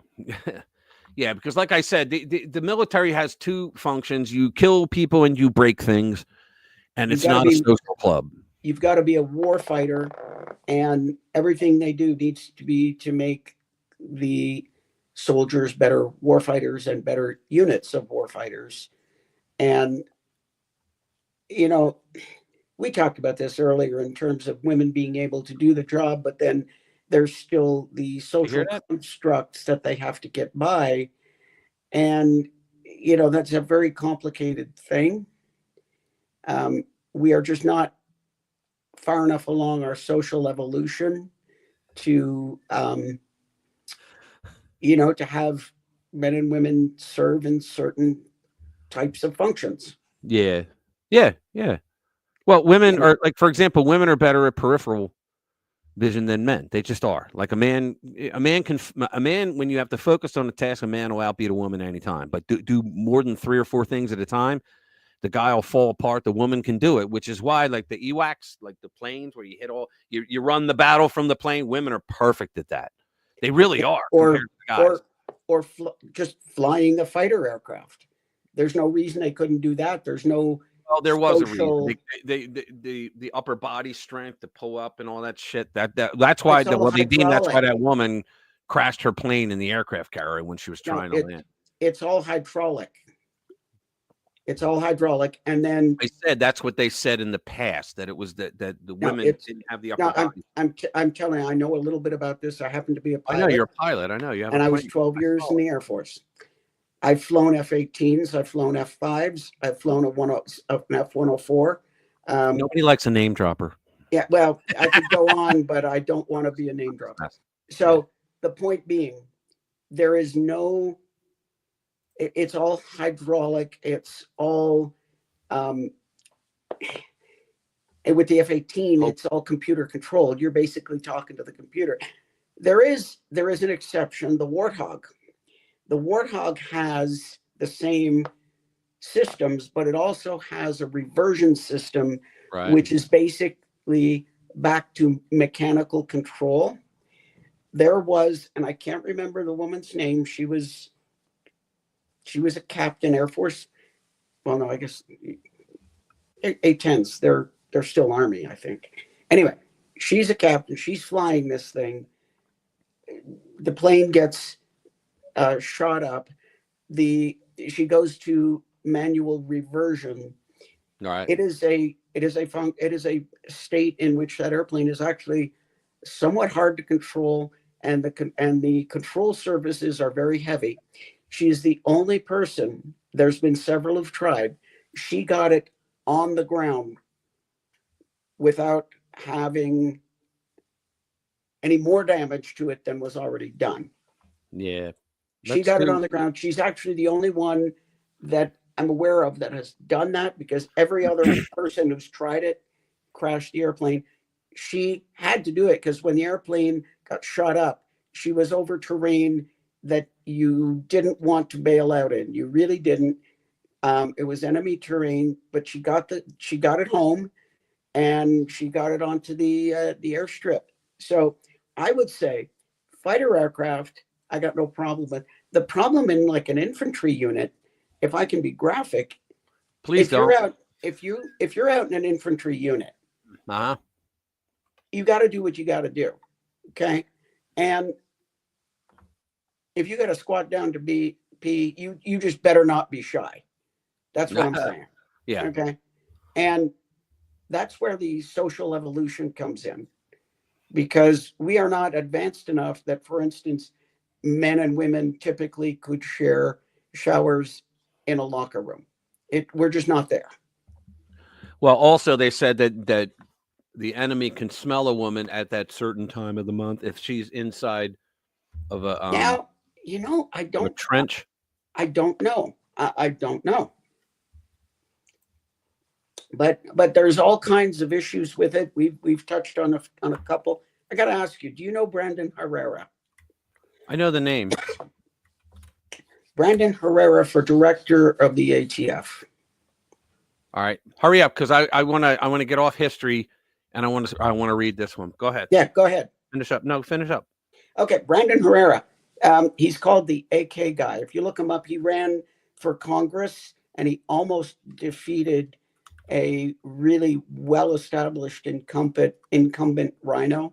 Right. He came very close on a very small budget, and he thinks he might run again. He's in one of those Texas border counties, Right. 23 or something. He's got a YouTube channel. He calls himself the AK guy. Yeah, AK-50. He does, yeah. Yeah, he's the builder of the AK-50. Right. And Which is so interesting. lately, I guess RFK has on his website, people can weigh in for who they want to recommend for various positions. And a lot of people, Brandon Herrera has actually got the most votes. Oh, wow. So it's kind of funny. Right. So you know who Scott Jennings is? This guy? Yeah. Yeah, he's the guy that's on CNN, and he just they hate him. Yeah, they hate him. Oh, he gave a really good analysis several times during the last couple weeks of what was really going on with the Trump thing. They just didn't get it. And then he had all those women piling on. Well, here we go. CNN Scott Jennings angling for position of Trump White House press secretary. I don't know if he's going to get it or not, but I can't think of too many people that would be better at it than him. No, he'd be good. But Scott Jennings, the lone conservative voice, and he is a conservative. He's not like a rhino. He is an actual conservative. I think that's how they go. Oh, we're fair and balanced. 35 against 1. And Scott Jennings beats you all 35 asses every single day. Scott Jennings, the lone conservative voice on CNN, is reportedly trying to position himself as a candidate to fill the role of White House press secretary for President Trump. Over the course of the last year, Jennings has emerged as a popular media figure on the right as he regularly confounds his CNN colleagues while calmly explaining various issues he does to them from a conservative perspective. And I would get all angry when I'm yelling at them. I'd start yelling. He just does it perfectly.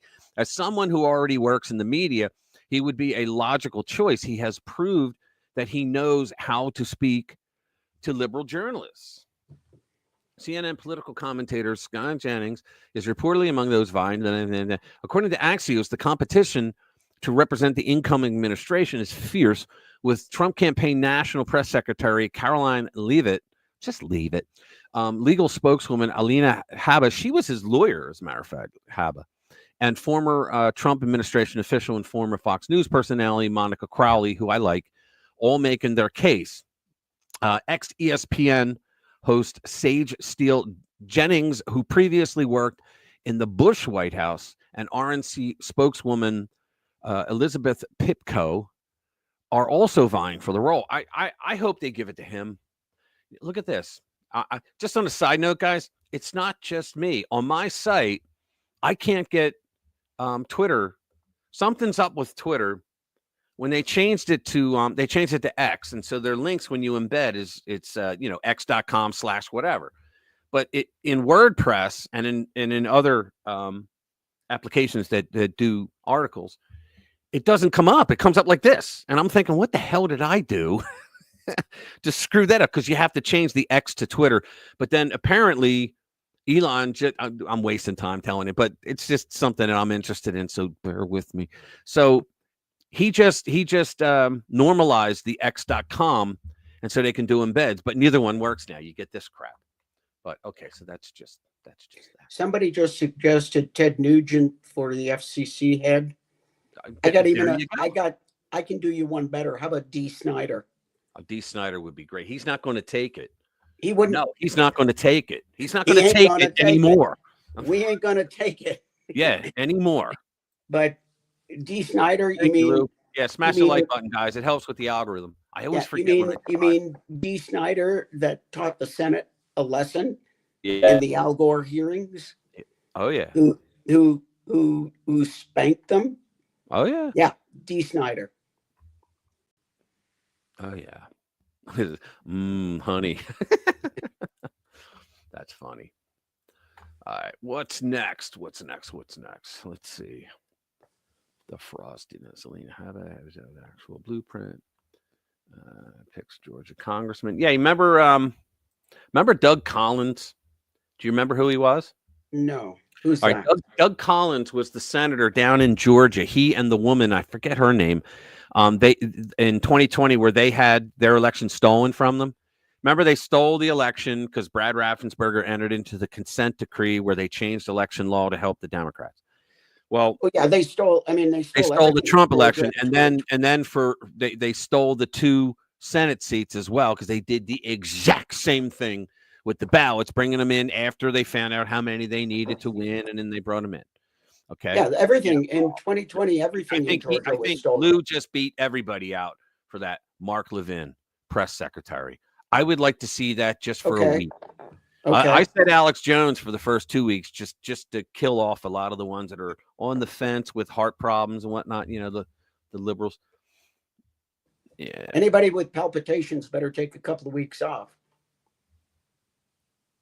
Posted a rich of Scott Jennings coming up. Yeah, yeah. They sounded like turkeys. I know they were going nuts, man. They really went off on him. I played that in a video I did this week. They went off, and he just sat there and he's like, "Well, no offense to you, but like I've run a lot more campaigns than you, and I know why a person walks into vote." And they were all wrong on everything they said. They were just wrong. Yep.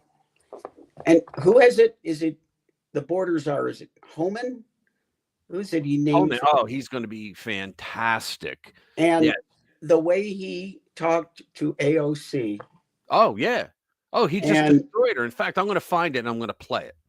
I am so tired of Republicans constantly being afraid and apologetic. Oh yeah. That, this guy comes out and he just says it like it is. I already like him. I don't know him and I already like him. Yeah. Hang on. Here we go. I got it. I believe this is it. Let's watch this. Trump's borders are. Let's bring it up. No, I cannot. As you recognize in your report here, it's under litigation. I'm a part of that litigation. And I've been instructed by the attorneys that I'm not allowed to speak about that other than in a courtroom setting, which this is not. Okay, so that's fine. So you have said, though, that you believe that families should be held indefinitely until they have a court hearing. To quote, when they cross the border illegally, she's coming up. Constitute open border. We cannot have that in America. And let me quote Jay Johnson in an op-ed, and he was President Obama's Secretary of Homeland. Should be prioritized. So we, as members of the United Nations, signed on into an international human rights agreement saying very clearly that family separation is a violation of international human rights, and then we pursued a policy that violates human rights. United States. Mr. Chair, I was looking, how did we get to this point? How did we get to this point where we take children out of mothers' and fathers' arms? Because you can't have children in the same cell with adults that are not mother and father, because they could go violent at any moment and the child could be harmed. See, when you detain people, the government detains someone, that means that you are now responsible for their safety while they're being detained. Yeah, he goes into all of that. And plus, here's the thing. This was a judge that said this. I think it was during the Bush or Clinton administration, but a judge said, yes, you have to separate them. We can't put kids in the same cells with adults. Are you nuts? And Holman, I hope this is the right one, because it's perfect what he says back to her. If this is good, if not, I'll. And it dated back, family separation in the way that we have seen it, where we take children away from their parents without due process, began last year under Secretary Kirstjen Nielsen. But I had to dig further, and our staff dug further. But where did this start within the administration? She implemented it, and we found a memo. Dates back to April 23rd of 2018, where there was an official recommendation to, quote, a judge like 10 years prior to that was the one that ordered it. Pursue He's an idiot. prosecution of all amenable adults who cross our border, quote, illegally, even though this applied to legal asylum seekers. No, you're not an asylum seeker if you just walk over the border. Sorry. Let me tell you something. There was a group called CARA, CARRA, and there's other groups just like them. They're lawyers that are left-wing lawyers, and they do pro bono shit, right? So they don't get paid. But they literally drive into certain points where the buses and the caravans come in Mexico, and they give classes where they tell them, here's what you do. Instead of running, you walk right up to the CBP guys, the patrolmen, and you put your hands up and you say, I want asylum. See, so if you sneak over the border, right, you're in. That's okay. But once you get caught, oh, I want asylum. It's not how it works. You got to go through a legal port of entry, in which she will find out. He says all that. Including those presenting with a family unit between ports of entry and coordinate. Are we supposed to put them in fucking hotel rooms? That's what they want. Or we're supposed to build a facility so fucking large that you could have 10,000 families in there, 10,000 cells then, if they have kids. And you want to know something else? It was like 80% of the kids were not the children of the people. They just grabbed a kid on the trip. And something like, you're with me. Say you're my daughter, so that they can get in. And something like 300,000 children that we've lost track of. Yeah. Where are they? Where are these kids? They lost them. These assholes lost them. Coordination with DOJ. Here is the memo that I would like to submit to the congressional record. What is the name of that?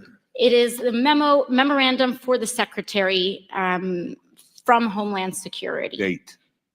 April 23rd, 2018, subject increasing prosecutions of immigration violations. Without objection.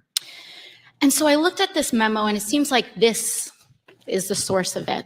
Yeah, it's him. And it seems as though, I love this, Mr. Homan, that you are the author. See the look it on her says face? here from yourself. This is awesome. Kevin Mikulinin and Francis Cisna. Is this correct? Did you sign the memo? I'd have to see what you. Give her. I'd be happy to provide it. And we'll provide it over, but I would like to note that here it says the official recommendation. There were 3 different options presented. The third included the option for family separation.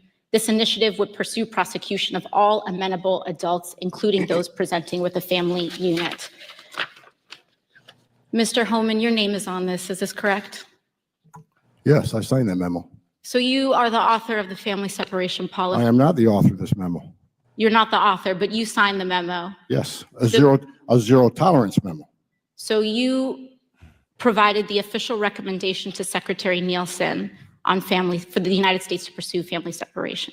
I gave Secretary Nielsen numerous recommendations on how to secure the border and save lives. But it says here that you gave her numerous options, but the recommendation was option 3, family separation. What I'm saying, this is not the only paper where we've given the Secretary numerous options to secure the border and save lives. And so the recommendation of the many that you recommended family separation. I recommended zero tolerance.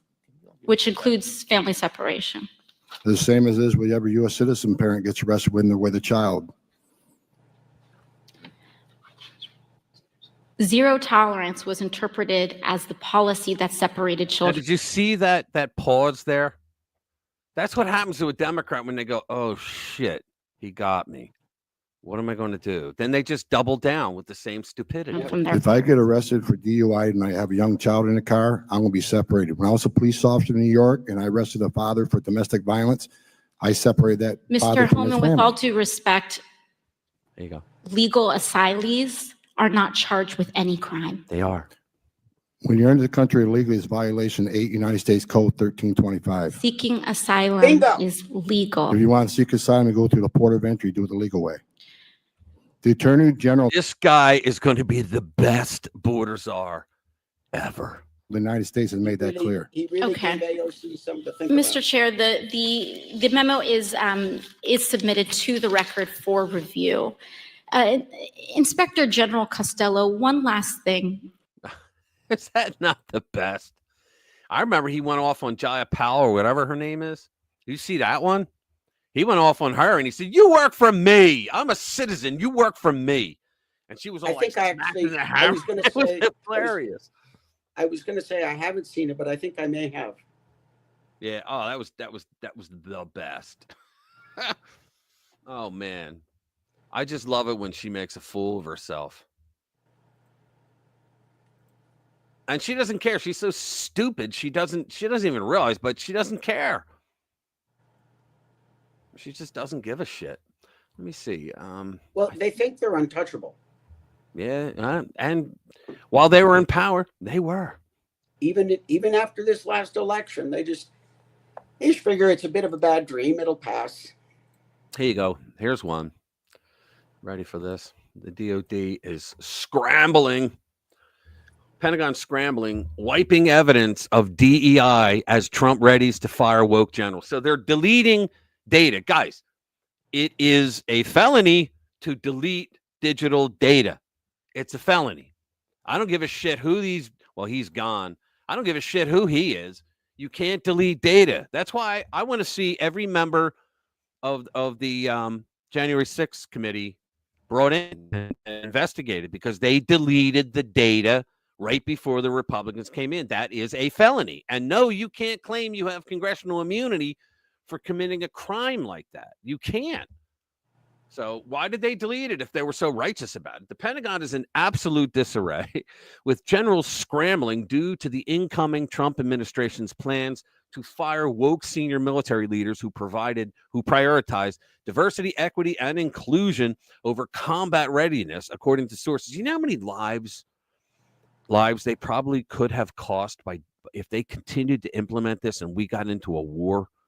We would have people out there. I mean, think about it. We did commercials where a guy's in a uniform, then he spins around. Now he's in drag. It's like, whoa. Yeah, I mean, do you think Russia and China are laughing their asses off at us? Of course they are. Did you see the Chinese commercials that they Yeah, ran where at the same time? Yes, they were pushing Chinese family values. They were macho, all men, no women, shit like that in combat. They all looked like Bruce Lee. Yeah. One source compared it to a hornet's nest being kicked over, and that DEI pages are starting to disappear off the main websites. But you want to know something? I'll bet they all copied them anyway. They're being archived as we speak. They are full bore focused on cleaning up anything DEI related, the source said. Another source said people are trying to find out if they are on a list to be cut. They are in panic mode. I hope so. Look what they did to our military. The scramble to hide evidence comes as President-elect Donald Trump's transition team has begun gathering names of senior officers who pushed DEI. One source familiar with the plan told Breitbart News that an executive order has been drafted to create a panel to recommend those senior officers for elimination, and that the EO is definitely going to Trump's desk. Yeah, he's going to get rid of him. This is for real. This executive order has made the cut, the source said, adding that it is possible that it is still being revised and consulted with incoming leaders at the Pentagon. But he has an executive order that's changing the status of all the bureaucrats as well. Because the Democrats, as a payback to the public union, said, we'll make it so it's impossible to be fired. Well, any executive order can be rewritten over by the next president, unless, of course, his name was Donald Trump and he wanted to do a ban. or he wanted to get rid of DACA. That's what it was. He wanted to. He said DACA is illegal. You can't do that by executive order. And a frickin' federal judge said, "Well, you can't do that." Any other president could get rid of an executive order with a new one, except his name is Donald Trump. Indeed, a member of the Trump transition team has already begun reaching out to troop advocates for names. This is what I love about Donald Trump.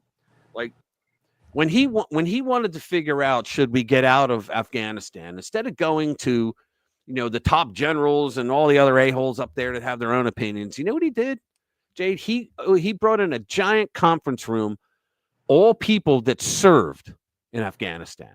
I don't mean a day, a week, people that served for like a year in Afghanistan during the war. Okay. And he sat them around and he said, look, he's president. And he says, look, I just want to know, what was it like? Be honest. Because I'm thinking of pulling out, but I need to know, what was it like? Give me your opinion. Right. And they did. And he took that. He took their opinions, guys on the ground, better than any general that could tell him anything from the Pentagon. And I love that about it. Indeed, a member of the Trump transition team has already been, let's see, including Army whistleblower, retired Green Beret Lieutenant Colonel Pete Doc Chambers. Chambers served for 39 years in the Army and retired after he was told not to give his troops informed consent for the COVID vaccine. Can you believe this? Why would you do that? They did that to my son. He's in boot and they made him get the jab. Also working on gathering names is another Army whistleblower, retired Army Chief Warrant Officer Samuel Shumate, who was investigated by woke officers for running a whistleblower website and his advocacy for troops who did not want the COVID vaccine, as previously exclusively reported by Breitbart News. Did you know, Jade, that Biden rejected, I think it was 88% of religious exemption requests from the Air Force? Yeah, I remember there was a big thing about that. You had to go through a big deal and prove to them that you were some orthodox something or other, that you couldn't get it. It's just unreal what they did. And they say Trump is the threat to democracy and is a fascist. Holy Christ. This ruins my joke, though. I was waiting for a good time to say it. Say it now. Yeah. So I got this call from a friend in DC that they told me that there's a weird hum in DC, almost like thousands of paper shredders running all at once. That's it. Okay, it's not that funny. Let me see. Hang on. Let me get this one. Host borders are unleashes. Here we go. This is it. I found it. Let's see. All right. I'm going to play this one of Homan. It's another Homan coming up. Pay attention, guys. This one's great, too. All right. Let's go. Quick question. And I want to make one quick statement. I find it very offensive that anybody would compare any federal employee, frankly, to someone who the Gestapo or running Nazi concentration camps. That is very offensive. I have 15 seconds and I yield to you. Thank you for saying that. I wish somebody in Democratic leadership would say that out loud. Look, you want to know why there's 50,000 people in detention? You want to know why we have 1 million illegal entries in the United States? You want to know why we have these issues? Because you have failed to secure the border. You have failed to work with this president to close the 3 loopholes we've asked for 2 years to close. So if you want to know why this issue exists, you need to look in the mirror. You have failed American people for not securing the border and closing loopholes. Mr. Homan, Look, please respect the chair and the authority of the chair. The time of the gentleman has expired. I've asked you politely to let me go beyond my time, and you let other people go beyond their time, but not to Tom Homan. He don't get to go beyond his time. Mr. Homan, we have approved an agreement between the Republicans and the Democrats with the ranking member. We increased the time of one member of Congress who was interrupted by a protest. That is done with the approval of the ranking member. Please respect the chair's authority. I respect the chair's authority, but the chair, Mr. Homan, you work for me. I'm a taxpayer. You work for me. She had nothing to say. The witness will suspend. Yeah, the witness will suspend through. I'm surprised she didn't have him removed. Yeah, well, then it would have been an admission that she lost the exchange. Think about that. That was great. And he's going to be our top guy. He's going to be our border guy. The chick in purple is a looker? Who?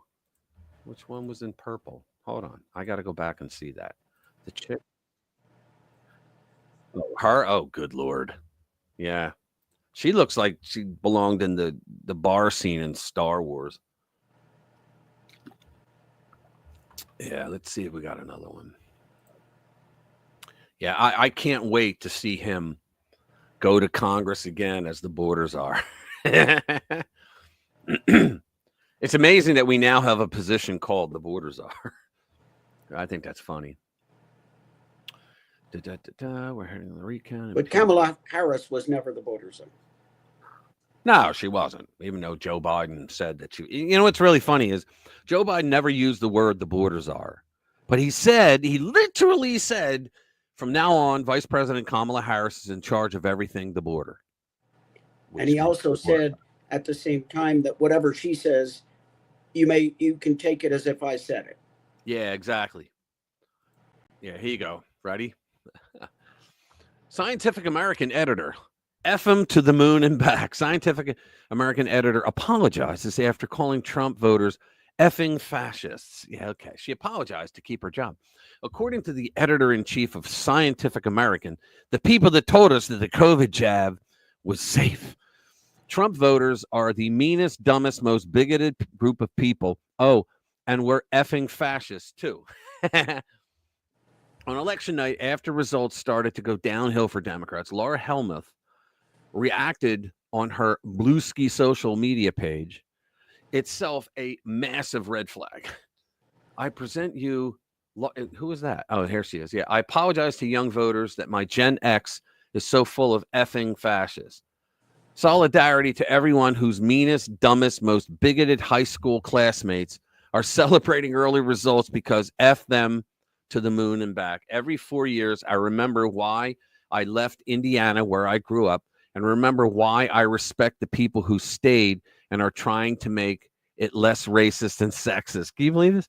The moral arc of the universe isn't going to bend itself. Every 4 years, I remember why I left Indiana, and I'm pretty sure they're happy. How scientific. Oh, man. Sure you are, Laura. These posts, of course, do not reflect the position of Scientific American or my colleagues. I am committed to civil communication and editorial objectivity. Sure, yeah, sure you are, Laura. Sure you are. That's the best response. This is, of course, the editor-in-chief of a magazine that endorsed Kamala Harris for president. Only the second time in almost 200 years the publication has openly favored a political candidate. Well, there you go. And you lost. And science be damned. We have an agenda. Science be damned. F you, science. F you. Oh, what else do we got here? GOP senators warn. Many believe recent frostiness. I think I did them all. Hold on. Actual blueprint. F them all to the moon and back. Sea legs, Ryan. Oh, let me see. Rhino, John Cornyn's favorite left wing. Here we go. This is Revolver. Let's do this one. So Rhino, John Cornyn actually put out on Twitter that, if I get the Senate Majority Leader position, and I tweeted back to him with a screenshot from Conservative Review. I said, you have a Liberty score of 54%. Why don't you just become a Democrat? So Rhino John Cornyn's favorite left-wing disinformation department now facing closure. Oh. If you ever wondered if the Uniparty is real, just take a look at what your GOP senators are up to in their spare time. Take Rhino Senator John Cornyn, who's been deeply involved in a left-wing disinformation group that uses the old Russia nonsense to run a so-called foreign disinformation department. Elon Musk suspects it's actually a front to control social media behind the scenes, and he's probably right. This group, called the Global Engagement Center, claims to work on exposing and stopping disinformation. I hate anyone that says the government has to stop misinformation and disinformation. F you.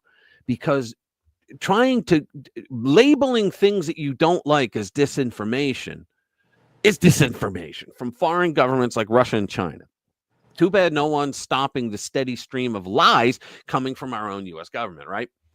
The good news is that time may be up for the group. According to a new report, Cornyn's pet project is on track to close down. Yay. So, Wall Street Journal, a State Department office that uses high-level U.S. intelligence to combat Russian and Chinese information operations abroad, faces a possible shutdown at the end of the year, just weeks before President-elect Donald Trump returns to the White House. That's all I need to read. That's good. So they're going to shut him down. You got to think, man, all the money that our government spends on bullshit, and they actually have money to put up for censoring people. So there's John Cornyn, who works with the department that censors conservative speech. I mean, why does he keep getting elected then? That blows my mind. My question about censorship earlier stands. I'm still waiting. This one is for my friends who actually like the Dallas Cowboys. Actually, like Here's what? a photo of current Cowboys cheerleader with two cheerleaders from their last Super Bowl team. Oh, dear me. But Yep. Yep. And it's true. That's kind of funny. You gotta love that. That's funny. Yeah. Okay. Stop sharing. There we go. Let's see. I got something else. We're gonna go. Oh dear. Yeah, I What's gotta that? stretch my back every now and then. I gotta pull my leg up. The way I'm sitting back in the chair kind of makes it look like a bit of a weird angle. But Here's a story that just it takes the mystery out of it. Breaking: President Trump selects Caroline Leavitt to serve as White House press secretary. Oh dear. I like her. I like her. I don't know. President-elect Donald Trump has chosen the person who will do battle with the White House press corps, the libtards, for his second term. On Friday, Trump announced in a statement that Caroline Leavitt, the 27-year-old national press secretary of his presidential campaign, would serve as his press secretary for his upcoming administration. She will become the youngest person ever to hold the position. The previous youngest secretary, who cares? Ron Ziegler, who served Richard Nixon. Okay. Leavitt also becomes the fifth White House press secretary to serve under Trump. She follows in the footsteps of Sean Spicer, Sarah Huckabee. I think Sarah Huckabee was the best. Sanders, Stephanie Grisham, and Kayla McEnany. Kelly McEnany. I think she was better. Well, no, she was good, but I think Sarah Huckabee Sanders was the best. That's I don't know. I mean, Sarah that's Huckabee was good, but I'd still pick my opinion. McEnany. My opinion. Who all held the title during Trump's first term. And you know what happens? Unless you're brain dead like Karine Jean-Pierre, you leave after you've had enough bullshit. I don't think she'll ever leave that job. Do you know there was a coup to try to get her out by the Democrats in the administration? The administration wanted her out, but she was a historical figure. She actually said that. Well, because she's standing. Because I am a historical figure. I'm like, what the fuck? What was that? Because she's black and gay, and press secretary. It's like, and they say, well, conservatives don't like gay people. No, we just don't give a shit. When are you going to say something I care about? Yeah, like we just don't give a shit. We don't care. Well, I don't care who you sleep with. Just don't screw my life over economically. Yeah, I mean, no, it's not that we don't like you because you're black. It's we don't like you because you're stupid and ill-spoken. Yeah, because you're a moron.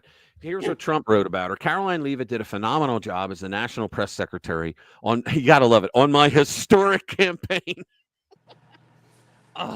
And I am pleased to announce she will serve as White House press secretary. You got to love it, man. He's constantly pushing himself. He's branding himself all the time. And it's what drives the left nuts. Isn't he like the very best troll that has ever lived? Yeah. Yeah, absolutely. Trump.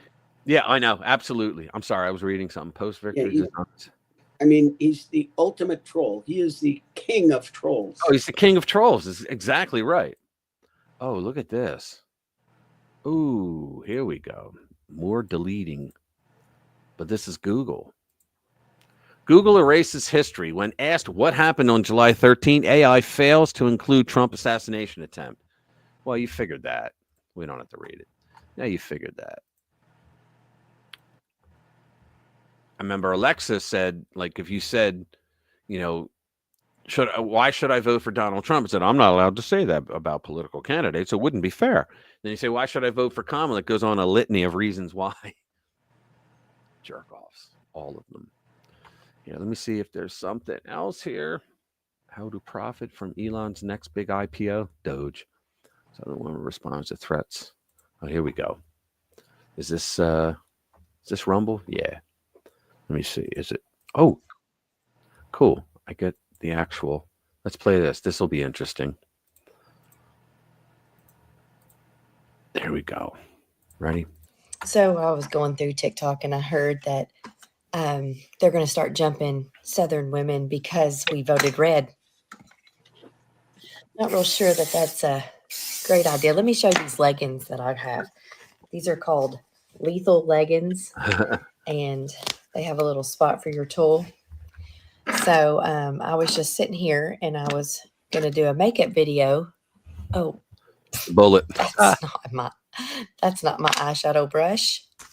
Yeah. So that's what they said. They were going to start jumping the Southern women because that's not my blush because we voted for Trump. You might want to rethink that. Oh, that's not my lipstick. It might not work out well for you. I love this. Because some Southern women, you guys got to go through that every we've day. been trained. But yeah, that's what I heard is that Southern women are in danger now. I love it. I always said firearms are an equalizer for women. They just are. You know, who said it? God made man. Sam Cole made him equal. Yeah. Yeah. That is absolutely true. I don't know who first said that, but it's been around for a very long time. Yeah. You know, somebody who's anti-gun, I asked them, so that means you are in favor of bullying. You are in favor of somebody who is larger and meaner and stronger, taking advantage of somebody who is weaker. And the weaker person not having anything to say about it. That's basically what you're telling me. Yeah. Oh, here we go. Justine Bateman. Where do you hear this? She's on with Jesse. Who? Justine Bateman, the actress. Okay. All right. I don't pay attention really to Hollywood. About Sure. is that the political correctness, Family the Tie. sort of woke era is over because you need mob mentality momentum in order to keep that going, in order to threaten people if they're not thinking and talking the way you do. To threaten is over. What's happening? What the hell is going on? Why is it silent? Uh-oh. For some reason, it went silent. Was that me? Maybe you hit the mute key. I might have, but nothing's saying that it's mute. All right. Let me do it again. Hang on. Let me go to a different one. You can hear me, right? I can hear you fine, All right. Rick. All right, here we go. So share this tab instead. No, it's still not. What the frick? Hold on. Where's the sound on this thing? Uh-oh. Hold on. Oh, there it is. About is Jeez. that the Sorry about political that, guys. correctness, the sort of woke era is over because you need mob mentality momentum in order to keep that going, in order to threaten people if they're not thinking and talking the way you do, to threaten their lives, threaten their careers, threaten their place in society. You need that momentum in order to do that. And when Trump won presidency again, that cut that momentum off. So this whole woke era is over. you're right. I mean, they only are Her brother's Jason Bateman, by the way, one of the premier actors of our time, whether you know that or not. effective when they work in perfect harmony together. And now they're all divided and arguing with each other, and they're not on offense. They're canceling each other. And that's probably a good thing.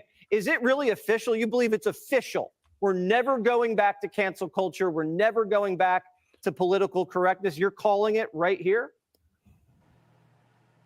Well, I'm saying you need that. I mean, when you look at mob mentality and the things that have happened, like the tulip mania hundreds of years ago, the burning of the witches in Salem, there needed to be a mob mentality momentum. And if you don't have that, it dies out. Yep. And I'm talking about, yes, things have changed politically, obviously, but it's spiritual. It's a spiritual shift. It started a little bit when Elon Musk bought Twitter and turned it into X, and it really changed when Donald Trump won this presidency. You can Love you too, Simon. I can feel it. Definitely. I can feel it too. There's also an excitement. And I don't know whether it's about the decisive victory or if it's about the way he's rolling out these cabinet officials.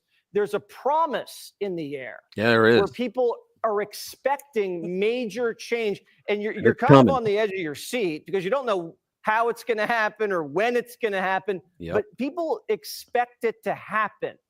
Are you feeling that too? Yeah, for the last 4 years, very acutely, and I know it preceded these 4 years as well. But there's been kind of a pressing down and kind of limiting what people can say. And what happens too is you limit what can even occur in society.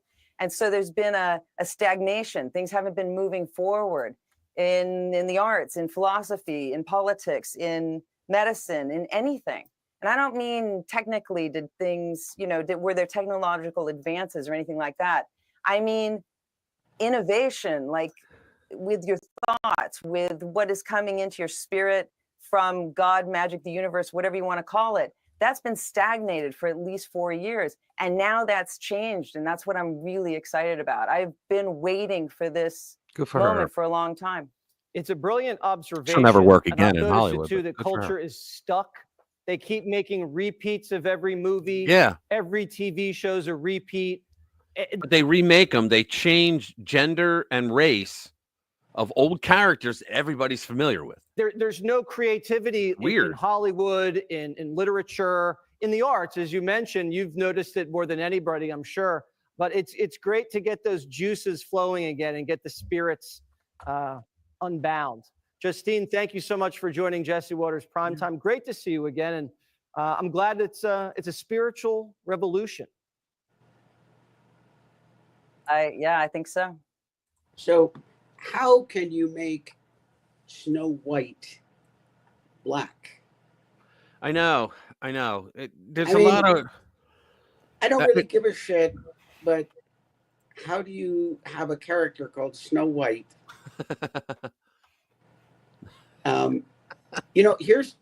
Here's something that's happening, and I think it's great that Trump also won the popular vote because there's a lot of us out there who are the secret Trump voters. Yeah, family ties. Yeah, Michael J. And what secret Trump voters have realized, for a long time, people, I'm not so secret about it, but for a long time, people have been afraid to say anything, and they think I'm the only one in this town that's voting for Trump. Yeah. And they've been afraid, and they haven't said anything. And all of a sudden, there's a collective deep breath that's being taken because they now see that, wait a minute, not only am I not the only person in this burg that voted for Trump, but in fact, the majority of the population voted for him. Well, that fear you just talked about, that was also one of the reasons why Trump always underpolled. Yeah, because when they would wanted call to it, say I'm not voting for Trump. No way, and they are. It's like when somebody calls you on the phone and they do these polls and surveys to see, how many guns are in people's homes. Yeah, somebody calls you on the phone and wants to know, do you have guns in your home? What are you going to say? Get out of here. Get out of here. I'm not talking to you. Here you go. Somebody But- earlier talked about the UFO hearings. I forget who it was. Well, here we go. 5 takeaways from congressional UFO hearing. Witnesses described a climate of overclassification of anything related to UFOs or UAP from the U.S. government. Oh, come on, Rich. There's Nancy Mace. Yeah, we really need to do this. Yeah. If Tucker Carlson can do it, I can do it. Okay. A All right. if it's bipartisan gonna- group of lawmakers. You don't believe that there were other people out there? in the universe? Yes. Okay, here's the deal. And I think you can use This is some gonna be great. mathematics to figure it out. Okay. Yes, there is life on other planets. That is an absolute certainty. Because if you start multiplying out the kind of numbers of planets that are out there, we probably have life on Europa.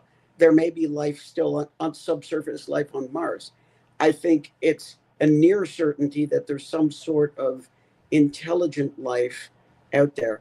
The problem is that this is distributed not only over space, which by itself makes it nearly impossible to contact, but over time.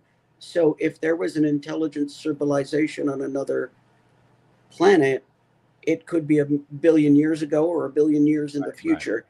So the fact is that we will never contact another civilization. We don't not know gonna that, happen. though. We don't. It's know not that. going to happen. Well, we don't know that. Yeah, it's not going to happen. Well, we don't know that. No, because time is infinite, and it's Yeah, but spread out. we don't know. over an We don't know infinite- if they weren't already here. You ever see Chariots of the Gods? Yeah, but they could be gone 1 billion years, or they could Right, be but did for you ever another see 1 billion Chariots of years. the Gods? Did you ever see So- that or read the book? I did both. Yeah. You know, people say, well, there's so many planets out there, it's nearly an infinite number. I agree. But if you take a nearly infinite number and divide through by a truly infinite number, which is time, you get 0. And that is our chance of actually meeting another civilization. Okay. So the 5 takeaways. A bipartisan group of lawmakers hosted a congressional hearing on unidentified anomalous phenomena, UAP, formerly referred to as UFOs. Yeah, they had to change the name. On November 13th, witnesses testified on the threat to national security from potential incursions in U.S. airspace while criticizing the Pentagon for shrouding many UAP documents in secrecy. The hearing, led by Representative Nancy Mace and hosted by the House Oversight Committee, was titled Unidentified Anomalous Phenomena Exposing the Truth. Okay. Former Department of Defense officials Luis Elizondo, all right, good. Former NASA Associate Administrator of Space Policy, that's a title, and partnerships, Michael Gold, retired U.S. Navy Rear Admiral Tim Gallaudet, come on, these names, and journalist Michael Schellenberger testified. Among the topics discussed were congressional lawmakers' ongoing bipartisan interest in UAP, NASA's potential role in reporting sightings, the origins of the alleged craft, and the Pentagon classifying and restricting access to UAP documents and materials. Okay, I'm getting bored. While a previous hearing last year was heavy on speculation into alleged non-human life or extraterrestrials, this week's hearing went further into the impacts of the Pentagon's alleged secrecy regarding UAP sightings and how that might breach congressional oversight. Quote, one of Congress's most important responsibilities is oversight of the executive branch in general and the military and intelligence community in particular, Schellenberger said. He believes the government is unconstitutionally usurping congressional authority by withholding that information. I think Trump said we're going to dump everything. Here are 5 key takeaways. All right. I'm not going to read. I'm just going to do the headline. Ongoing bipartisan interest from Congress. Okay. 2. Elizondo testified. Well, we got to read this one. One of the key witnesses at the hearing is famous for feeding the story of a Pentagon's former UFO program to the New York Times in 2017. That article resulted in a resurgence of public interest and media report. I think Tucker talked about that before he was fired from Fox, and he played those videos of that they had, and they looked kind of like cool, you know. But a lot of people argued that was a program the military had to fake pings, if you will, on sonar, because like if you're going to invade China, right, and you put a lot of fake pings out there, and they think there's submarines and ships out there, and they send their fleet out to go after it, and there's nothing there because they're coming around the other end. Those are just some of the things that I had heard. NASA's role in UAP reporting. Yeah, we know NASA's been corrupted by Obama and then Biden.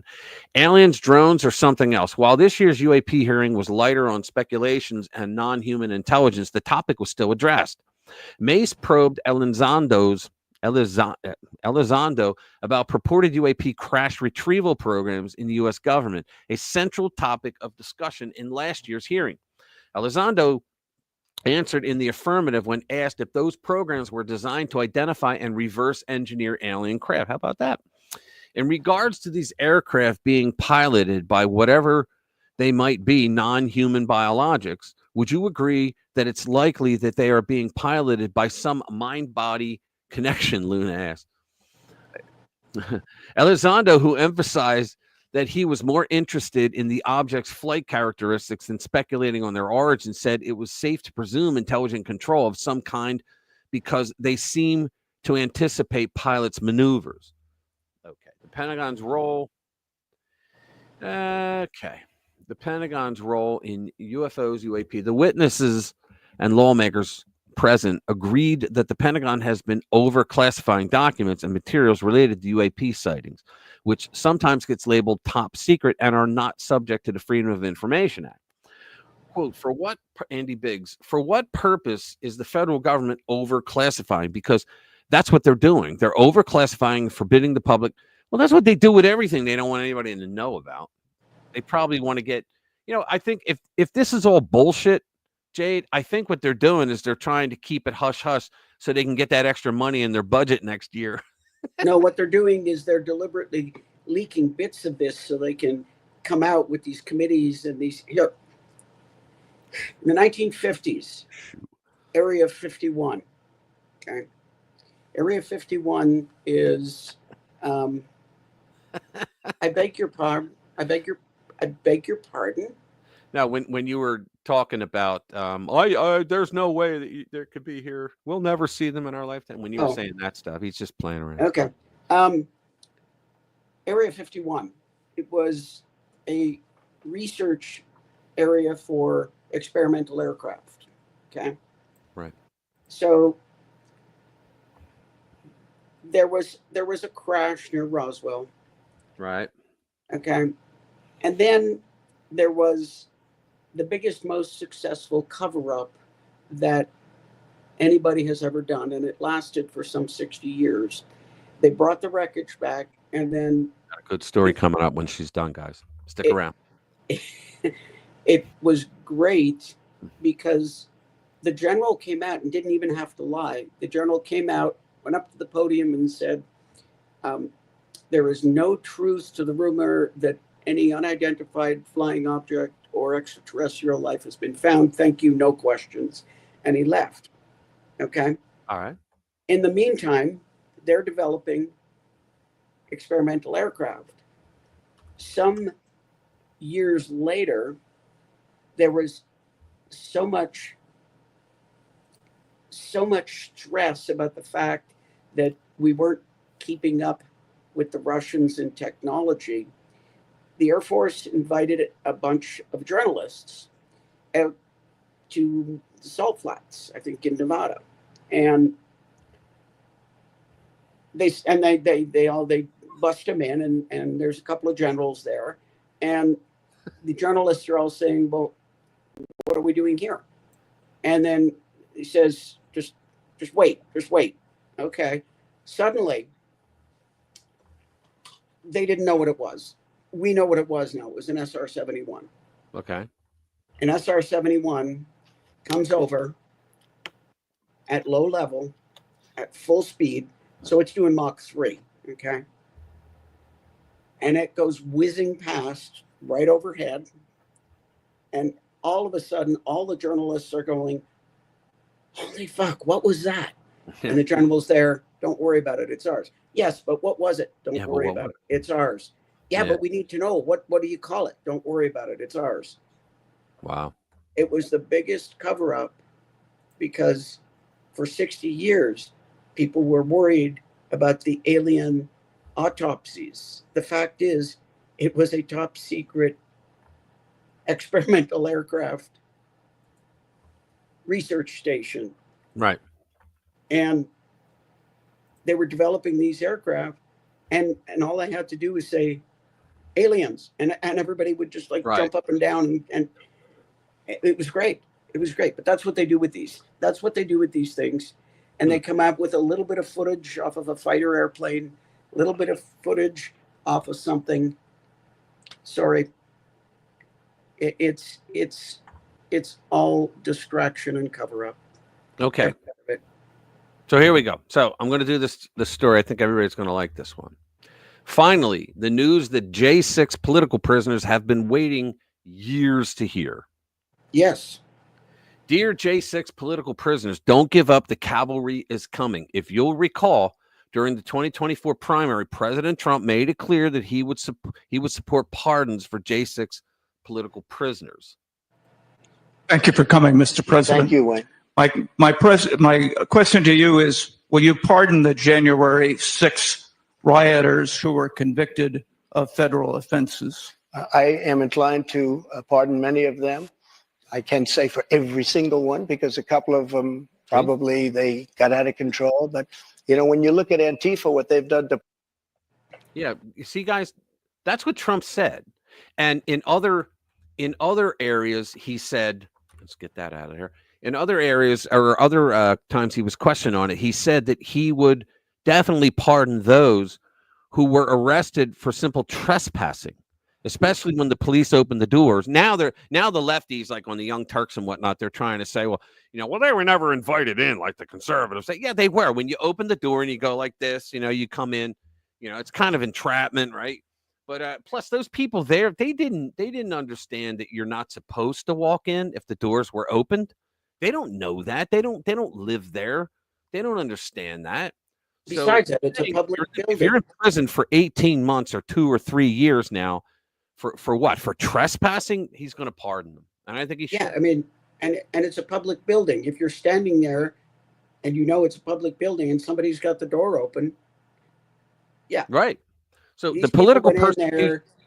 there, These people went in there. Mostly it was trespassing. Some people broke things, which is unfortunate. I didn't see any video of anybody like intentionally breaking things. Oh, well, there was things like, I don't know if it was broken, but somebody took the podium and They was moved moving it around. And, Yeah, he moved it. Yeah. And there was apparently some damage. He might have been trying to steal it, and then he realized he walked like 3 feet and said, "There's no way I can carry this around with me." And so there was some damage, and there was some trespassing. The fact is, if you go in and clean out a Walgreens in San Francisco, you can't even call the cops. Okay. Yeah. So give me a break. Give me a break. The political people should be persecution let go. the political persecution these poor people have endured has been nothing short of horrific. Yeah, if you heard like MTG went there and looked at their conditions. Oh, for many non-violent January 6 attendees, it's been a relentless nightmare. They've been smeared and demonized by the regime-run media and uniparty politicians desperate to score cheap battle points against President Trump.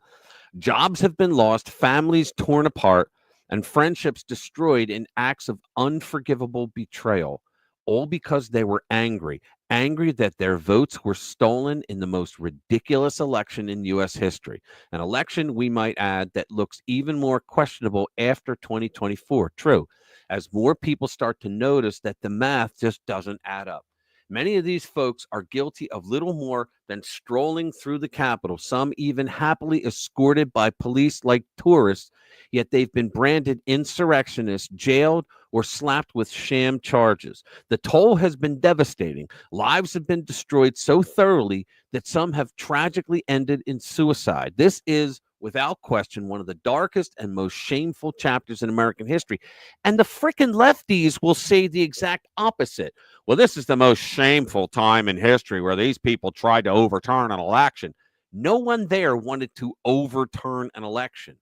They wanted from certain states to hold off and pause the certification until there was an investigation into the phony ballots.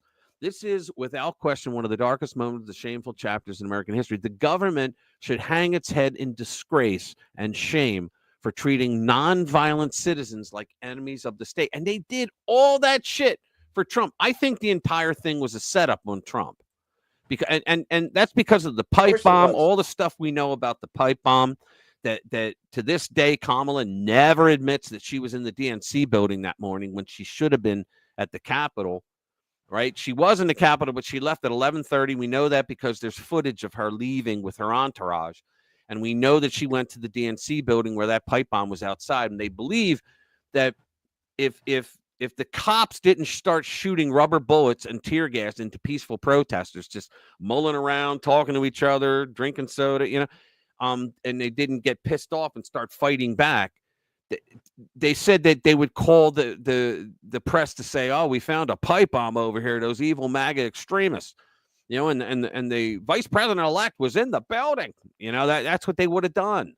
So these people, just to make Trump's arguments that the election was stolen, just to make him look bad, these people have spent over 3 years in jail. All right, but now with President Trump's sweeping landslide victory, there is hope. Their pain and suffering could finally come to an end. I hope so. And this latest news from a federal judge is proof that this nightmare is close to over.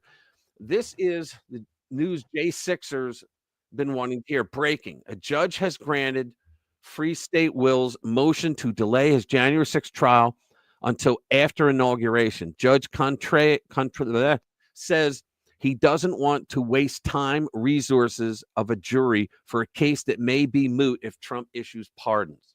Good. No doubt the legacy media is seething that their 4-year streak of gleefully covering sham court cases is finally coming to an end. Let me tell you something. I wrote 3 stories for Brandon Strzok. Okay, he's the guy that did the walkaway movement, and he was arrested and charged. And he never even went into the building. And I listened. I was on the phone with him for hours talking about all this. They made him lie. There was somebody that they made a big thing about it. There was somebody that shouted, "Get his badge, get his badge," meaning there was a cop there. And they tried to say that it was Brandon who shouted, "Get his badge," but it wasn't Brandon. It was this guy that they were watching who had he had the balaclava. He was dressed like an Antifa guy, and he went in between the building. There was cement. It was like I don't know what you would call it, but it was like an enclave. There was something where he was out of sight for a minute, and he had a bag with him, and he changed clothes, and he comes out with a MAGA hat and looking like a MAGA person, and then he started instigating stuff near the entrance where Strzok was, and he's the one that shouted, "Get his badge, grab his badge." But they told him if he didn't admit to it, that his plea deal would go away, and they charged him with like 7 felonies and make sure that he had a kangaroo court. This is what they told him. Okay, so I even listened during when he was being sentenced. I listened to the whole thing, and he gave me he gave me the link so that I could listen because he had people there who were going to be recording it or playing it live. And the judge and the DA, well, the prosecutor admitted, yeah, he never went into the building. So that right there tells me the man who was responsible for, at that point, over 350,000 Democrats leaving that party. Okay. They went after him because he went out as a surrogate of Trump in 2020. He went everywhere. He got a lot of Republicans elected too.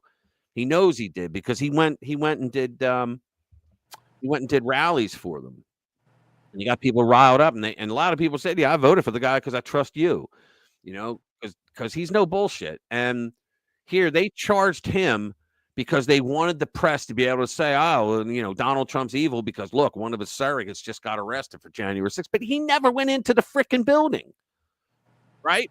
I mean, that whole thing I think was a scam. The whole thing was a setup against Trump.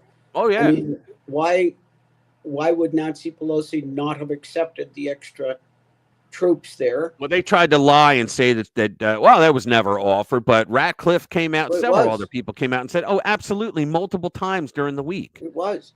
Yeah, and absolutely. And then yeah. no, they wanted something to happen. They wanted desperately for there to be a really violent crowd there. Yeah. Oh, yeah. And there wasn't. To make them look bad. But did you see that video of Pelosi when they were driving around that night? Oh, yeah. And she admitted it was her fault. But that is why they were looking for the violence, and that is why Ashley Babbitt died, because there was no violence. Then they started shooting rubber bullets, and there were some fights, but nobody. I mean, there were some fights, and they were so hoping and so expecting that people would show up. They wanted to see people shooting and killing cops because they could splash that all over. And Ashley Babbitt happened to be the one there that she ended up getting shot because somebody was going to die. You knew somebody was going to die. And then the next thing you know, oh, well, 5 police officers died at the hands of these rioters. That was a lie. Yeah. Excuse me? Even Sicknick didn't die. They tried to say that Sicknick, that the MAGA extremists, that they smashed him in the head with a fire extinguisher. But then, this is why Tucker got fired, because he showed some of the video and he says, well, look, there's Officer Sicknick right there. He was supposed to be dead already by the fire extinguisher. And he's finishing his job, his patrol, and he's wearing a police helmet. And he goes, it's hard to bash your brains in when you got a police helmet on. First thing they said was he got hit by that fire extinguisher. Then the video said, no, that didn't happen. Right. Okay, then they said, well, he was beaten up. Well, no, that didn't happen. It didn't happen. And then they said it was because of I heard at one point they were trying to say there were some toxic fumes, and that's what did it. Well, he was texting his family. This is true. He was texting his family saying, I can't breathe, because they dropped tear gas and something else on us. Yeah, but that didn't turn out to be true. And then they blamed it. Okay, must have been just the stress. And then his mother came out a little bit later and said, what do you mean? He had a stroke. Yeah, he had a stroke. It was like the next day. He had a stroke. Right. It was unfortunate. But they're still trying to say that 5 cops died from the January 6th. And Biden went out numerous times saying 5 police officers died that day at the hands of the MAGA extremists, the insurrectionists. Just a total effing lie. But they're including, I think it was 2 of them a month or 2 later that committed suicide. It was 2 or 3 months later, and they're including them. They died that day because you had little Adam Kinzinger. You held the line, man, and he started crying. I can hear it. What a wuss. Turn in your man card, Adam. Yeah. So, yeah, that's pretty bad. Yeah. Crazy, man. Okay. Are we wrapping it up, or did you want to sneak another one in there? I could get one more in. Sneak one more. Make it a quick one. DOD has captured alien craft. We did that one. Bombshell report. No, we didn't do that one. Oh, don't. I'm not doing it. Iran creates treatment clinic for women who defy hijab laws. They're going to put women in. They're going to put women in a camp who don't wear the hijab. Oh God. Where's this? Iran. Yeah, let's see. Well, they got their laws. We got our laws. We don't like their laws. Oh, here we go. Is this where is it? Are they going to play it? Yeah. All right, here we go. Stallone. Slide. Yeah, he left Hollywood. He moved. Finally. All right, here we go. So, Sly Stallone delivers mic drop speech calling President Trump mythological. Also as an update on Elon bromance. All right. How can you go wrong when you have icons like Rambo and Rocky on your side? It's even more impressive when Sylvester Stallone, the actor who has portrayed some of the greatest fighters and warriors in movies, admits that he's in awe of President Trump. Stallone has called Trump a mythological character following Trump's historic election victory over the Democrats after facing down assassination attempts and sham criminal charges. I hope to God they go after everyone involved in all of that. As Stallone correctly stated, there's nobody else who could have accomplished what Trump did. I believe that. And he's not afraid to admit that he's in awe. Let's see, is that it? I think that would be it. We're in the presence of a really mythical character. I love mythology. And this individual does not exist on this planet. Nobody in the world could have pulled off what he pulled off. So I'm in awe. I'll just say this. When George Washington defended his country, he had no idea that he was going to change the world. But without him, you can imagine what the world would look like. Guess what? We got the second George Washington. Congratulations! Congratulations! Nothing is over. I think what we need to do, is all of those Hollywood types that said they would leave the country. Yeah. If Trump got elected, Buy them a flight. I think we should pay their immigration lawyers. Yeah.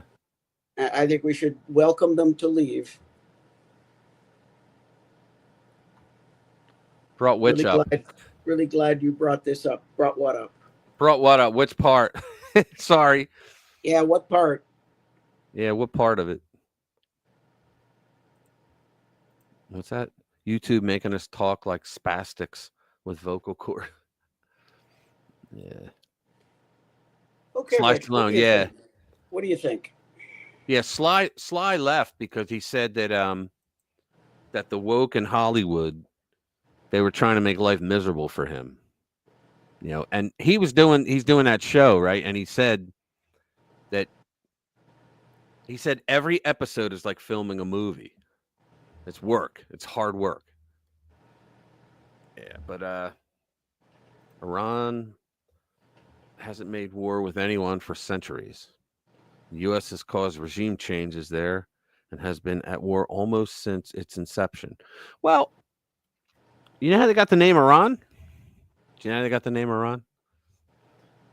During the war, World War II, the Mufti, which was the guy in the Grand Mufti, the guy in charge of all things Islam, the caliphate and all that. Well, he had from Persia, he had promised Hitler, he met with Hitler and he promised Hitler that he would send a battalion over there of men, and he did, and they trained as Nazis, and that's why the Iranians do the salute and all the goose stepping and all that shit today. And the ambassador got a message from Hitler. No, it was Hitler told the ambassador, the German ambassador from Iran, tell your leaders to change the name of your country from Persia to Iran because it means Aryan in Farsi. So the Aryan race, right? So it means Aryan in Farsi. I've heard that. And I've had people say, no, it doesn't. Yeah, it does. It means Aryan in Farsi. And think about it. The Aryans wanted to wipe out the Jews, and so do the Islamo-fascists in Iran. They want to wipe out the Jews as well. So it's a perfect name for them, right? So, and the Iranians have been building their nukes for a long time now.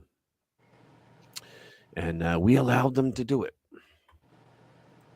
Sly did a great interview with the boxer Henry Cooper after filming Rocky. Both lovely guys. Yeah, there was a lot of stuff that went on there. I remember in Philly when Wilson Good became the mayor, and they would not allow the Rocky statue. You know how they had the Rocky statue at the top of the steps of the library? Well, they moved it, and people put in to have it there, permanently, and they were like, no, we're not doing that.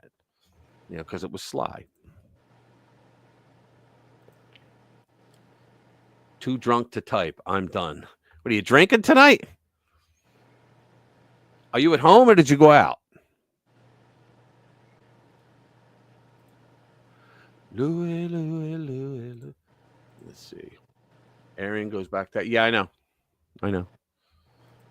But you know what the Aryan was? Dude, I read a book called The Woke Supremacy. Look it up. And it's a guy who's a comedian that wrote it. And it's you're at home. Good, Lou. And don't go driving, bro. And let's call it The Woke Supremacy points out that all through history that you had several supremacies that we lived through. And one of them was, the Nazis. Another one was Stalin, right? And then China. Well, each one of these supremacies had what they called the one. And that was the person or the identity that you're supposed to follow and be like. So it was with the Soviets, it was the worker, right? You were supposed to be like the worker, sickle and hoe, all that crap, right? And then with the Nazis, it was the Aryan. You were supposed to be, they wanted you to think that you were supposed to be, that was your model and you were supposed to be like them. Under our woke supremacy today, it's the same kind of supremacy, but it's the woke. That is the one. It's the woke. And you were supposed to be like that person, right? Otherwise, you were supposed to be, shunned. And that's what they tried to do. Remember that clip of Kamala? I forget who she was talking to, and they said something about woke, and she said, "Yes, you have to be more woke. You have to be woker. You be wokiest." Something like that. It was bizarre. Yeah, that's what they think. Crazy. All right, we're gonna end this. Everybody, please hit that like button. It helps immeasurably. If you haven't already, please. Thank you guys, everybody, for being here. Let me see. Palestinians have a history to land. Wait a minute. The Palestinians have history to the land. Actually, the Jews were the only ones who have legal rights to that land. This is a thing that could take another 2 hours. Let's do this another day. Yeah, I will. But I'll just say this: the League of Nations gave it. That the Ottoman Empire, when they were crashing, when they were going away, fading out, they gave all the land to the League of Nations. That was the precursor to the UN. And the League of Nations said, okay, here's what we're going to do. We're doing the mandate for Palestine. And it was British Palestine at the time. Yeah, they said all named after the Philistines, right? They said, all right, everybody, this one area over here, which is known as Transjordan, yeah, that's for the Muslims, and everything else goes to the Jews. That's what they said. And so they basically carved up a British protectorate. It was called British Palestine. Right. The League of Nations gave it to the Brits to figure out. And in 1948, they gave it to the state of Israel. But they called it the Mandate for Palestine, and it was supposed to be for a home for Jews so that they didn't have to get persecuted in Europe anymore. Yeah. Right. So that was all right, guys. This is like a 4,000-year history. So let's do it another day. Yeah. Thanks for showing up, everybody. Come back next week. Bring a friend. Yeah, everybody. Lou, go to sleep. Or watch reruns of the Three Stooges, bro. Just go to sleep. Stop drinking. All right, brother. Bring a friend. Bring several friends. All right, everybody. Thank you very much for coming. I really appreciate you guys being here. We love having this conversation with you every single week. Hopefully you learned a few things. You had a few laughs. All right, man. I'll see you guys later. Have a good one. God bless.